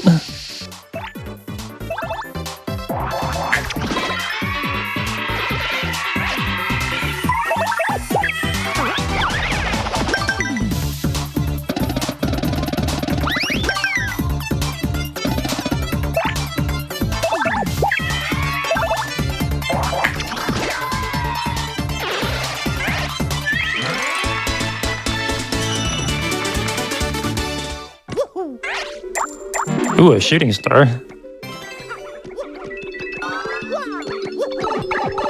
I'm probably gonna forget I have items and just not use it, but that's cool.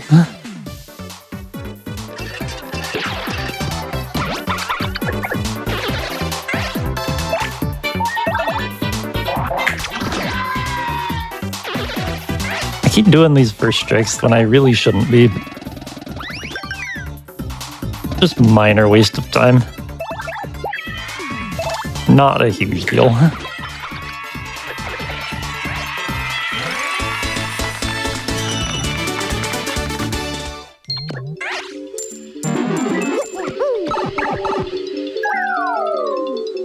I'm close to another level up, so I gotta make sure Koops isn't out.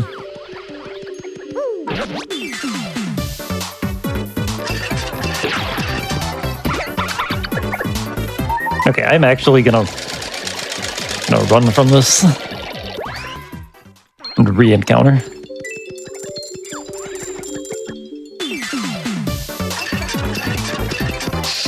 Just so that this Koopa can live a hit.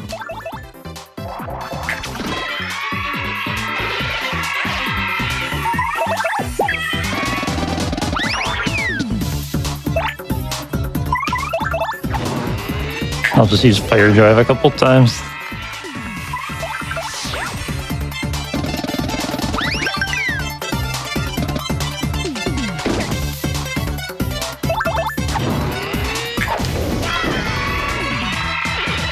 These Dark Koopa have 25 HP.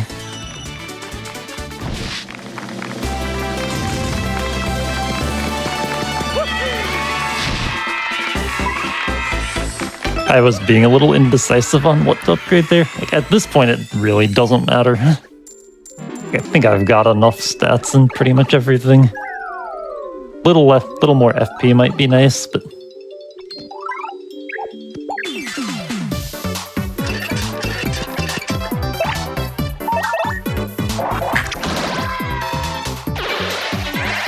then maybe BP to put on double dip.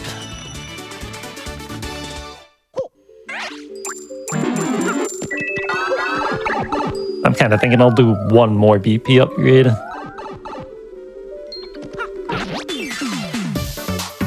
And then like 1 or 2 more FP, and then the rest probably all in HP.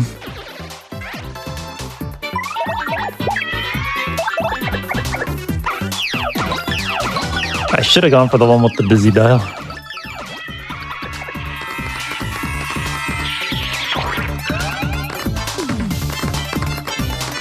There's like a 5% chance it fails on each party member, and it didn't happen. Yeah, this is the beauty of Zap Tap.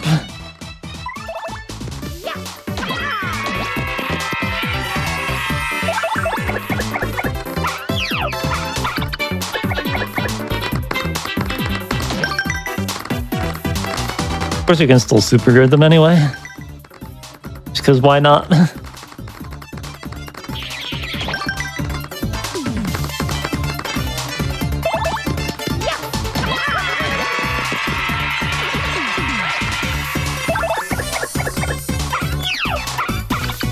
Okay then.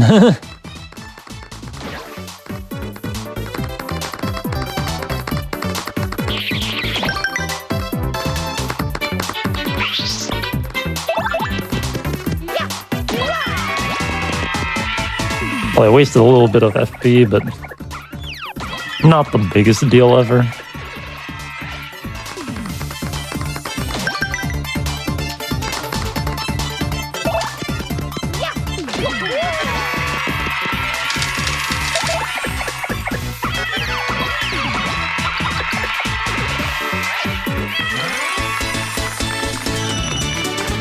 Yeah, that was kind of an unfortunate enemy pattern, which maybe I should have used a Fright Mask. I forget what the chance of those enemies running away is.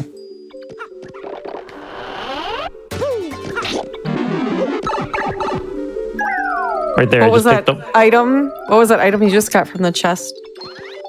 Oh, that's Bump Attack. Which it doesn't work in the pit, but I still have to go through Chapter 8. Mm-hmm.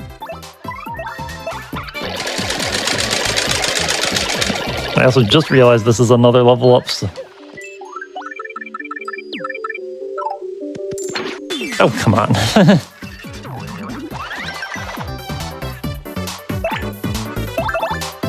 Yeah, hopefully the plant lives. Okay, yeah.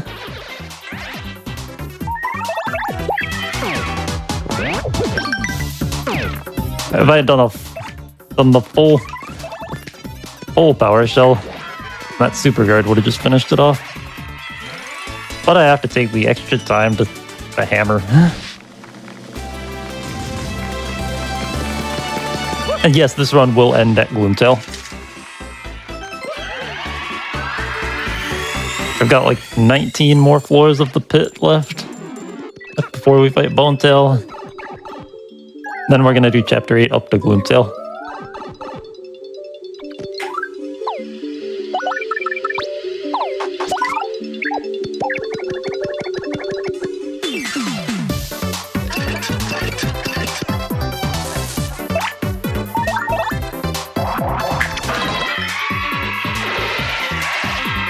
And how convenient. We end up doing exactly enough damage to take out the Tarantulas. They have exactly 16 HP.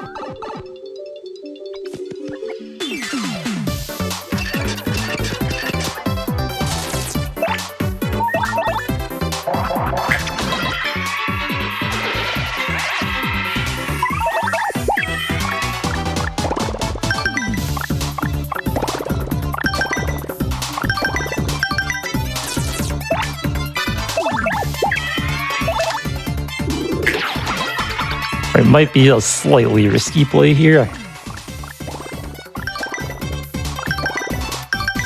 Alright, it ended up being fine.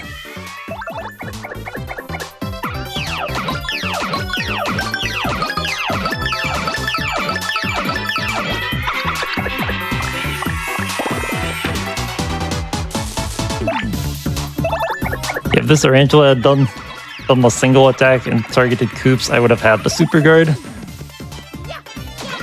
Or else I would have had to figure something else out later. So actually Coops dying wouldn't have been a huge deal. Would have been able to just use an item in the overworld to revive him. I did buy a dried shroom in Rogueport, so that if one of my partners dies, I can just revive them back in peril. They'll have even more damage.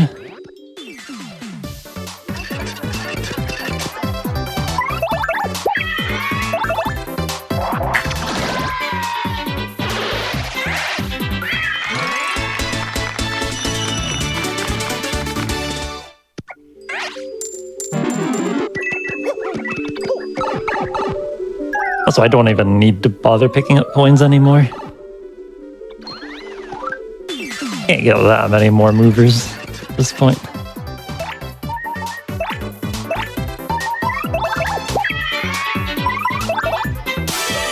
I was about to just take the L and level up with Coops out, but just remembered I have Supernova.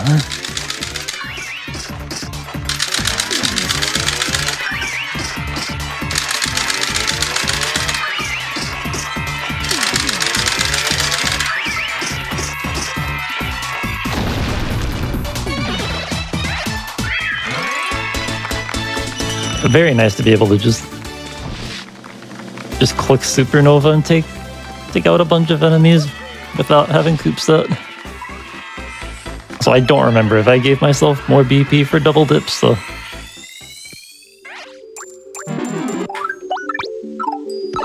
Yeah, I did not do that before, so.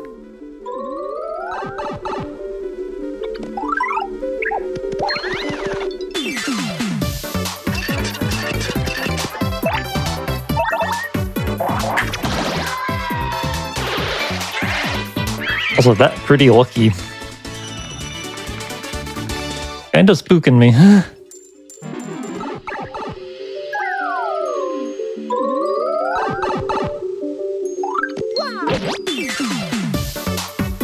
Also, again, don't know why I'm first striking. I don't know, I guess because I don't want to run into it and get first struck.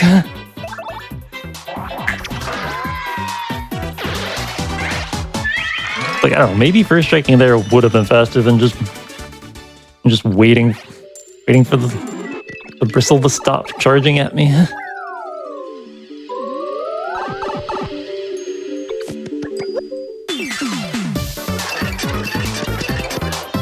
Also, leveling up on this pattern again, a little less than ideal.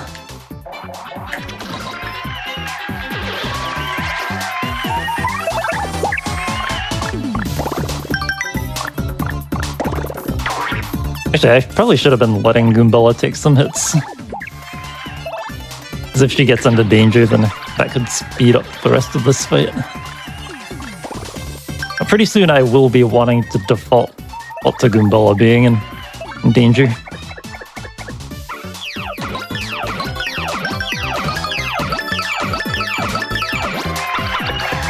That is just short of being able to just jump and head bonk. I got a multi-bonk again.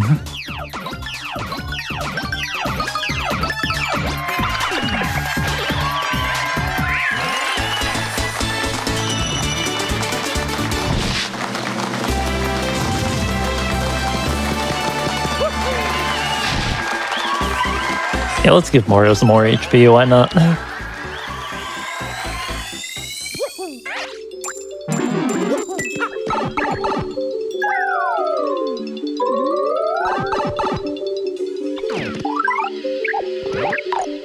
Also, I guess something I haven't been doing, but you can do, if you start the fight in paper mode, then after the fight, hold toward the pipe, Mario will just walk toward the pipe during the cutscene, or like while the pipe's spawning, like that. Wasn't doing it before because I kind of wanted to pick up coins, but at this point I do not need coins. At this point, the only thing I could use coins for is one more mover.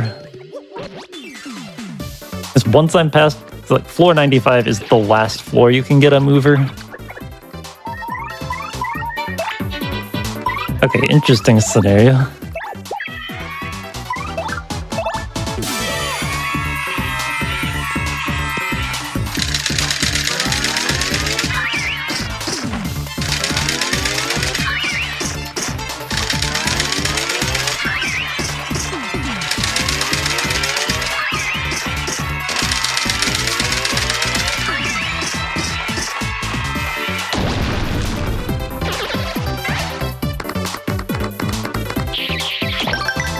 Okay, I can just head bonk.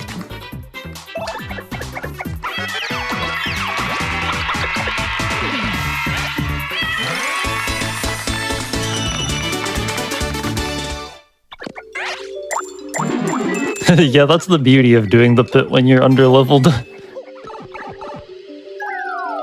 So it can be a bit awkward when you need to keep, like when you're doing danger strats.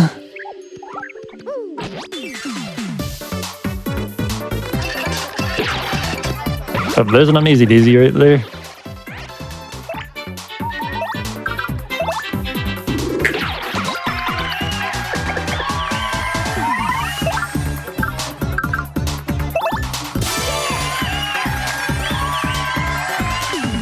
I should have used a Thunder Rage now that I think about it.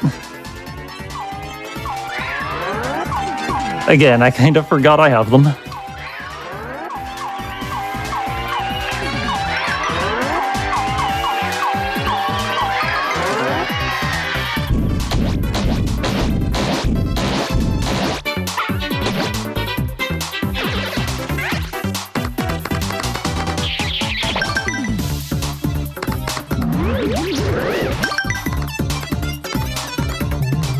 Oh, nice. How nice of the poison puff to just drop low like that.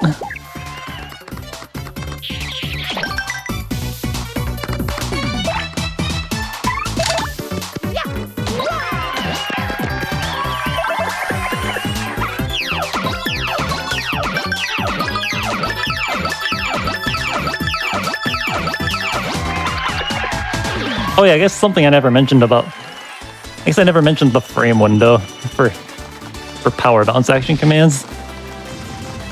So like the normal jump action command window is 8 frames at 60 frames per second. And it's the same thing for the first bounce of power bounce and multi-bonk.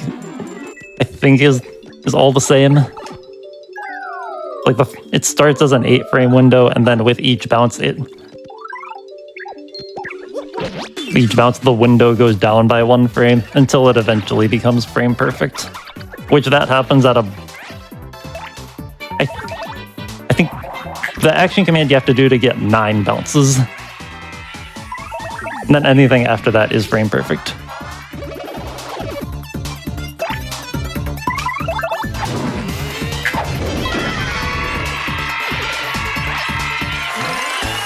And then when the Dark Wizards and Elite Wizards are alone, they will always split up.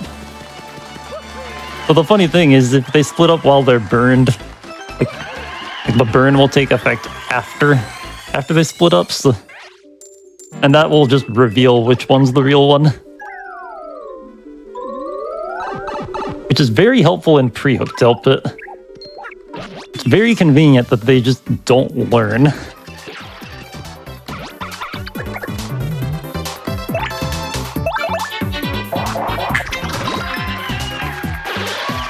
What's also convenient is both of those puffs going down.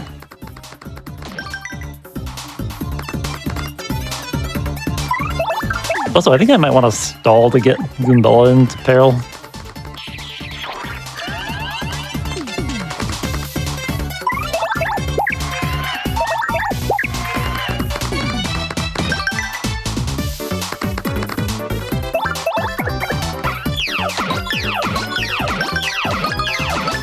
I don't know why I'm doing this now. It's just gonna heal it off.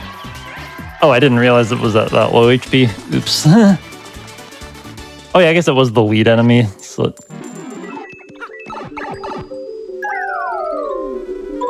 yeah, it makes sense now.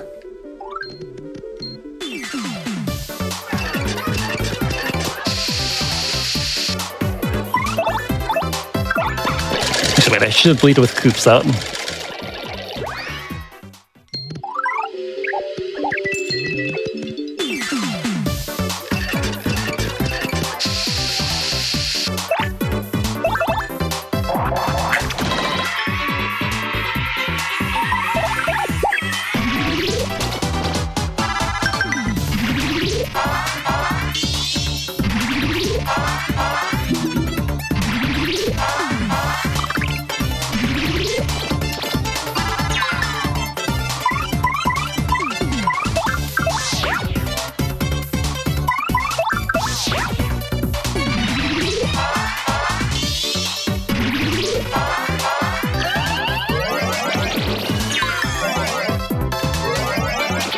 Okay.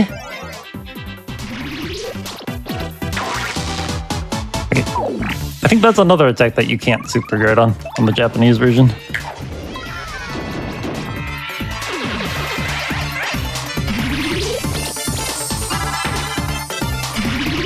Are there attacks you can't super guard on like the non-Japanese version, or is that just a Japanese version thing? There are some, yeah. Like example, the dragon's bites you can't super guard on any version. That makes sense. And you also can't normal guard them. And then the big bombs explosions.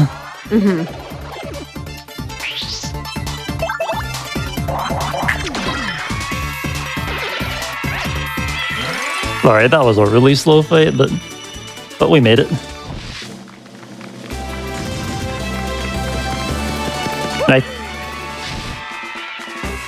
I think we're on the last floor before Bone Tail. Unless I miscounted something. I guess I'll double check. Oh no, I'm heavily miscounted. Never mind.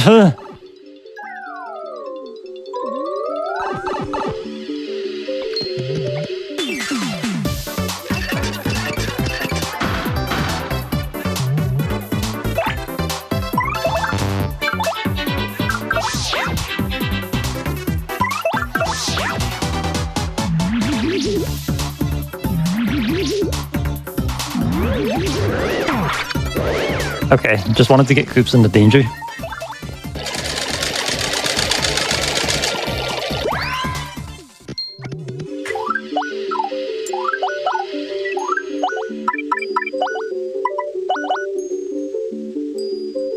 Gonna use that Dried Stream to revive Goombella and put her in peril.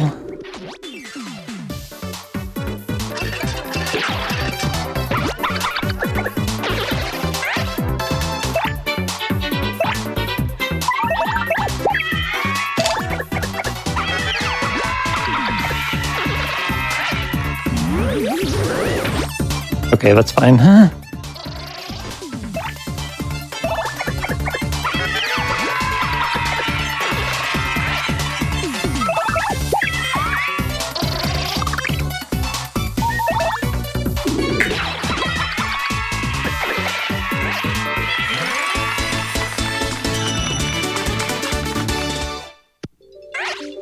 Yeah, we still got a few more floors.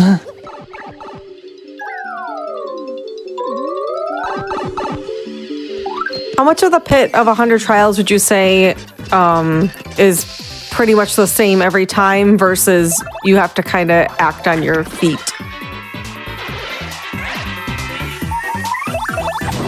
I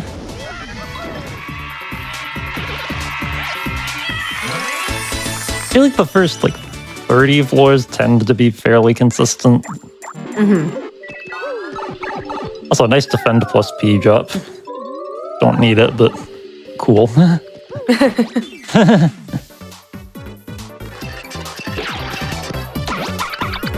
Also, Ruin Powder, that is a pretty nasty item.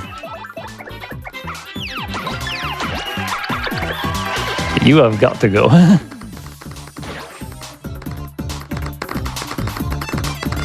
Got my B button ready in case they target Goombella.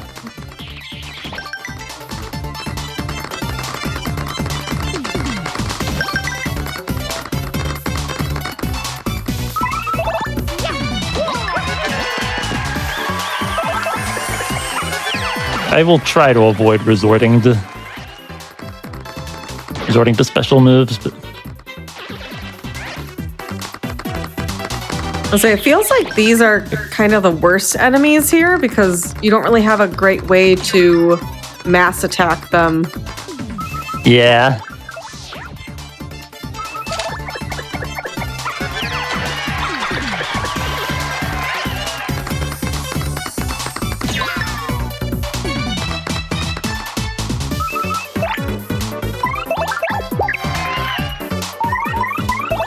Also, I kind of just realized this is probably a level up, so...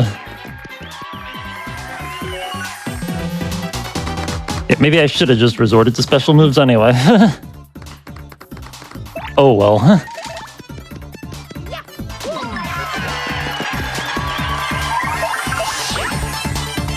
I definitely should also be using items.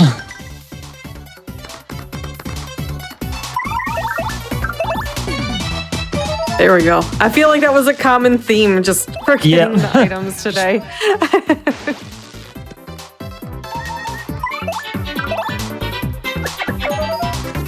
Yeah, get out of here.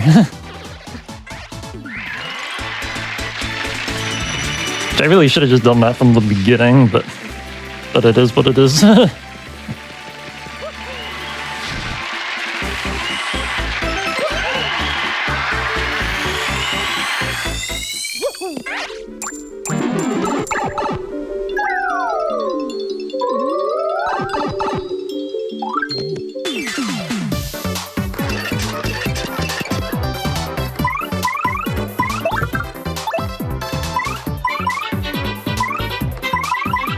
Okay, so how do I want to handle this? Okay, I think I know what I'm gonna do.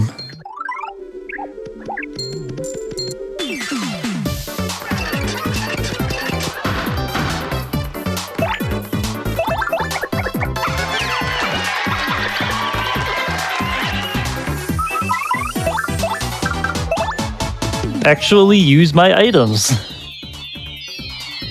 Yep. Two There we shooting go. stars should do enough damage.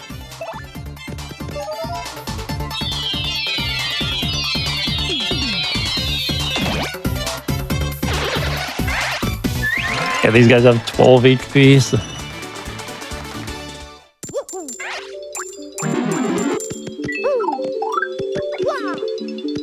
Okay. Yeah, I was a little bit worried about landing in that heart drop. That would have been bad because I would have lost peril for Bonetail. But anyway, here's dragon number 2.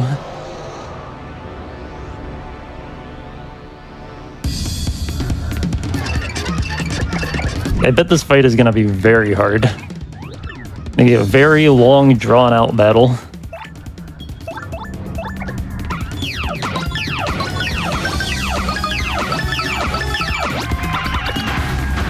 Oh no. The stage effect scared me.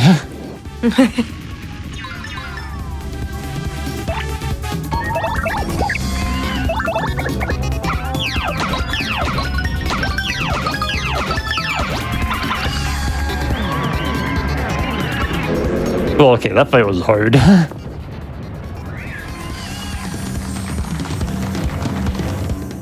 That damage output, though, oh my goodness, that's incredible. It's the power of danger setup. Mm-hmm.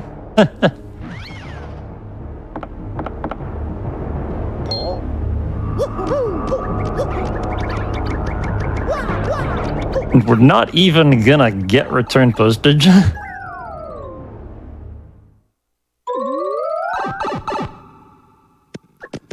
Like at the time this category first became a thing, it was a requirement to get return postage just because at the time, like pre-hooktail pit timing ended on Mario holding return postage above his stands. Also, nice double, frankly. I forgot this would happen.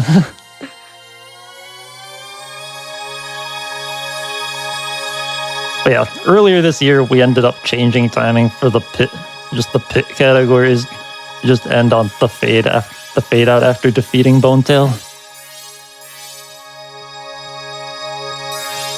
And with that, we no longer are required to get the reward for defeating the dragon. But we only required getting it before, just to keep consistent with the timing method. So like, if you theoretically were to fight Bonetail last, with the old timing, we would have to get return postage just to end timing there. But now that we've changed it to be on defeating the dragon, then we no longer are required to pick it up.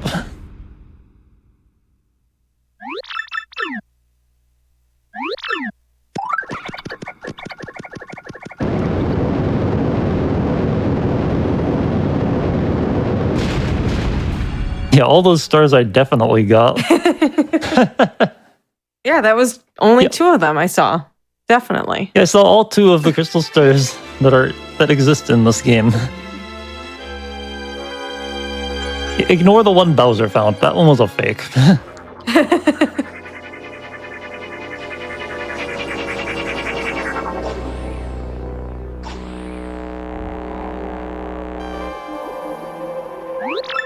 Oh, yeah.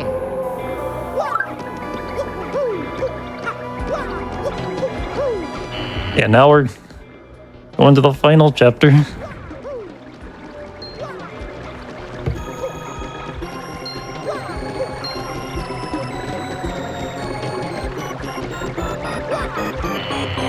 You gotta stop these X-Nauts plans, right?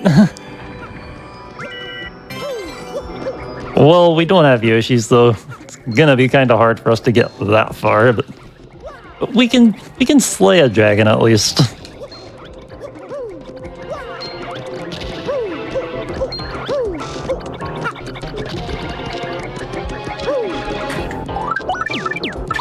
So yeah, I'm gonna go ahead and put bump attack on just to make dodging these guys easy.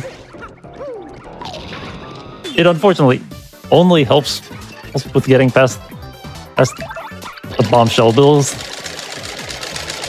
Like we're not high enough level to just plow through anything else. And you can like squeeze between the bombshell bills to avoid them without bump attack, but having bump attack just makes it easy. So saving just in case I screw something up somehow. But also, funny thing, like that hazard respawn glitch I did, in here you can just like jump over the trigger. Also, I need to take off a bunch of these badges. Because since I don't have tube mode, the way I have to get past here, I have to encounter this ember and use the invincibility frames to get past the fire bars. But if you kill the Ember, then you don't get invincibility frames.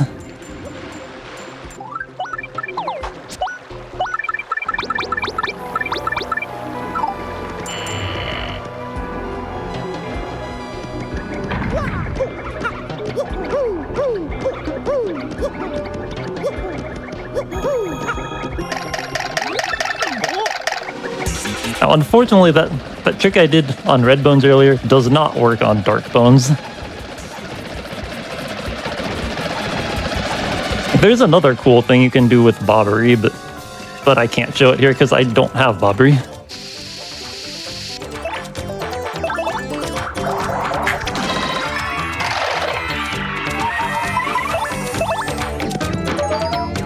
Yeah, here with Danger Cubes, we just Power Shell to do 14 damage and then a Shooting Star to finish off.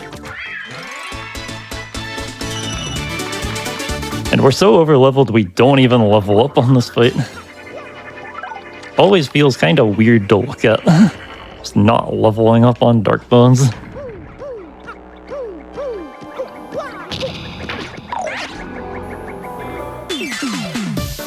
Yeah, what I wanted to show earlier is I get one more chance. Is that with some careful paper mode movement, you can just slip past the cannons without encountering them.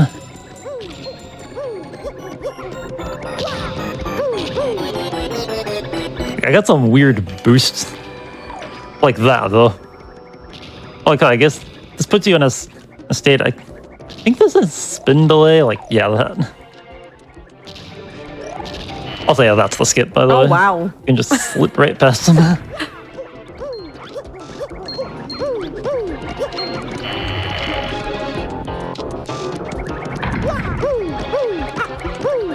Yeah, that weird state I was in, I kind of forgot you can get it by doing it with bump attack.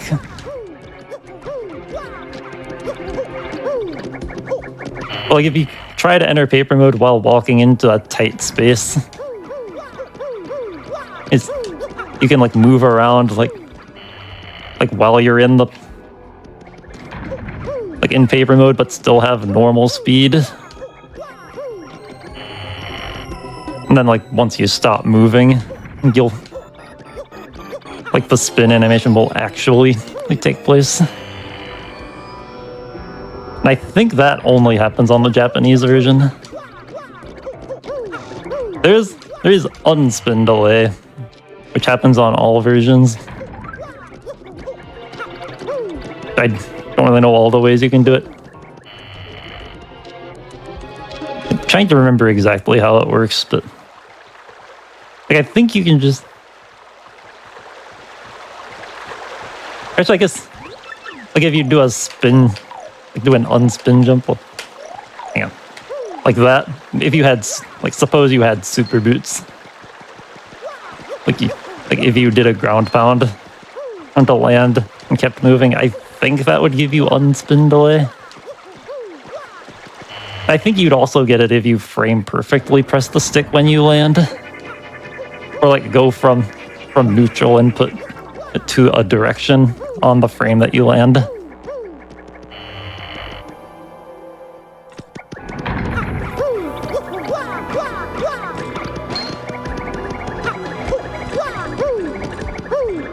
But anyway, just a couple more hallways and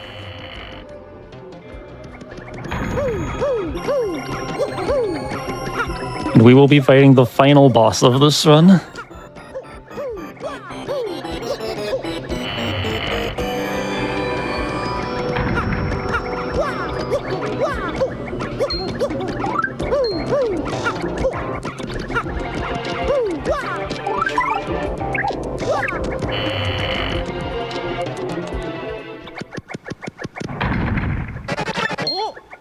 One final dragon to defeat.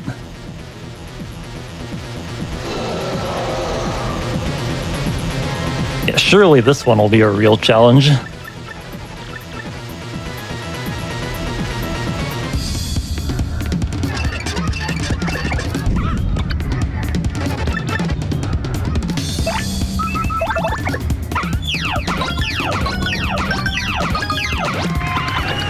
And there it is. Hey. Real hard fight. Oh yeah, time's coming up. Time is going to end on the fade out after this fight. Which, well, we have to sit through a level up animation first. Oh, gosh. It's just going to upgrade FP because that's the default option on the Japanese version. All right, and time. GG. That was a super, super interesting run. Oh, that's so satisfying to just kill that dragon instantly like that. Well, Sway, thank you so much for showing off all dragons for us tonight on No Category Left Behind. I want to give you a chance to shout out your channel, let us know what we can find if we come and watch your Twitch channel, and any other shout outs you might want to give. All right, before I do that, though, there is one little thing I want to show off. Like one little funny thing, just a few rooms back.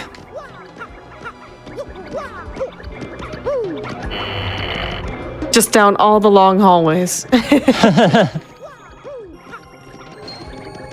couldn't quite remember where the chomp was. Not used to doing this room on the way back. And especially not used to doing it without Yoshi. Yeah,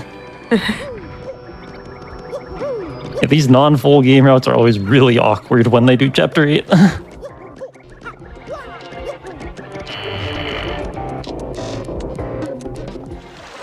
Okay, so this room... And I'm gonna like actually show my controller on screen, or like try to get it on camera. Like when I enter this room, I am going to just hold left, nothing else.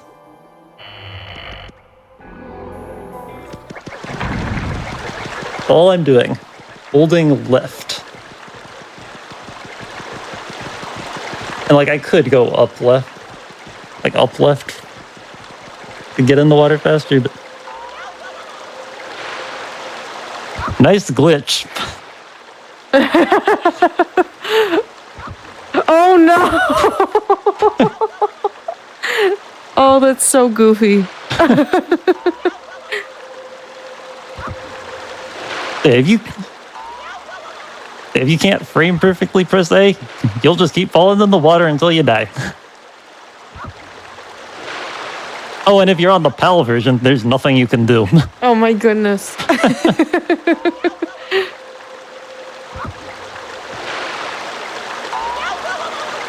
Yeah, let's see if I can survive.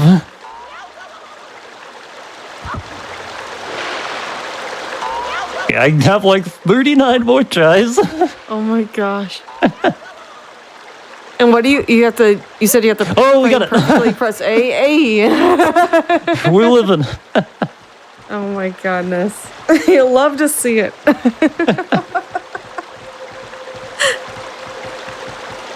Oh, sweet. Thank you for showcasing that. That was a treat. I didn't even know that was coming up. That was really good. Thank you for showcasing not only all dragons, thank you for having me. but that. Now I do want to give you a chance to give out any shout outs you'd like to give. Okay. Well, I guess shout outs to the TQID speedrunning community. A lot of cool, welcoming people. Like shout outs to the glitch hunters. Mm-hmm. Solidified Gaming, really tall.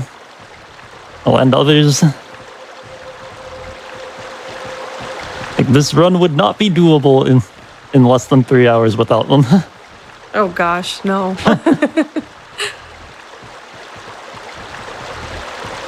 And the reverse engineers for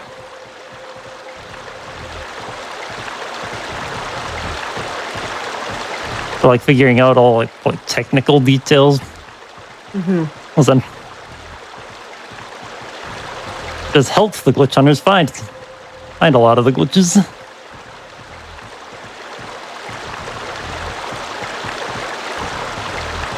Yeah, it's incredible that people were asking earlier in chat, like, how do people even find some of this stuff? Yeah. It's huge. Glitch hunters do not get enough credit for the work they put in, so super, super important to the speedrunning community for sure. Yeah. Well, chat, thank y'all so much for watching. If you're watching on YouTube, be sure to press the like button on this video and subscribe to the channel. Also, go to twitch.tv/GamesDoneQuick if you're interested in looking at our live content starting weeknights at 7 p.m. Eastern and weekends at 1 p.m. Eastern. So, chat, make sure to stay tuned. We're going to have a quick break, but afterwards, speedruns from the crypt will be on.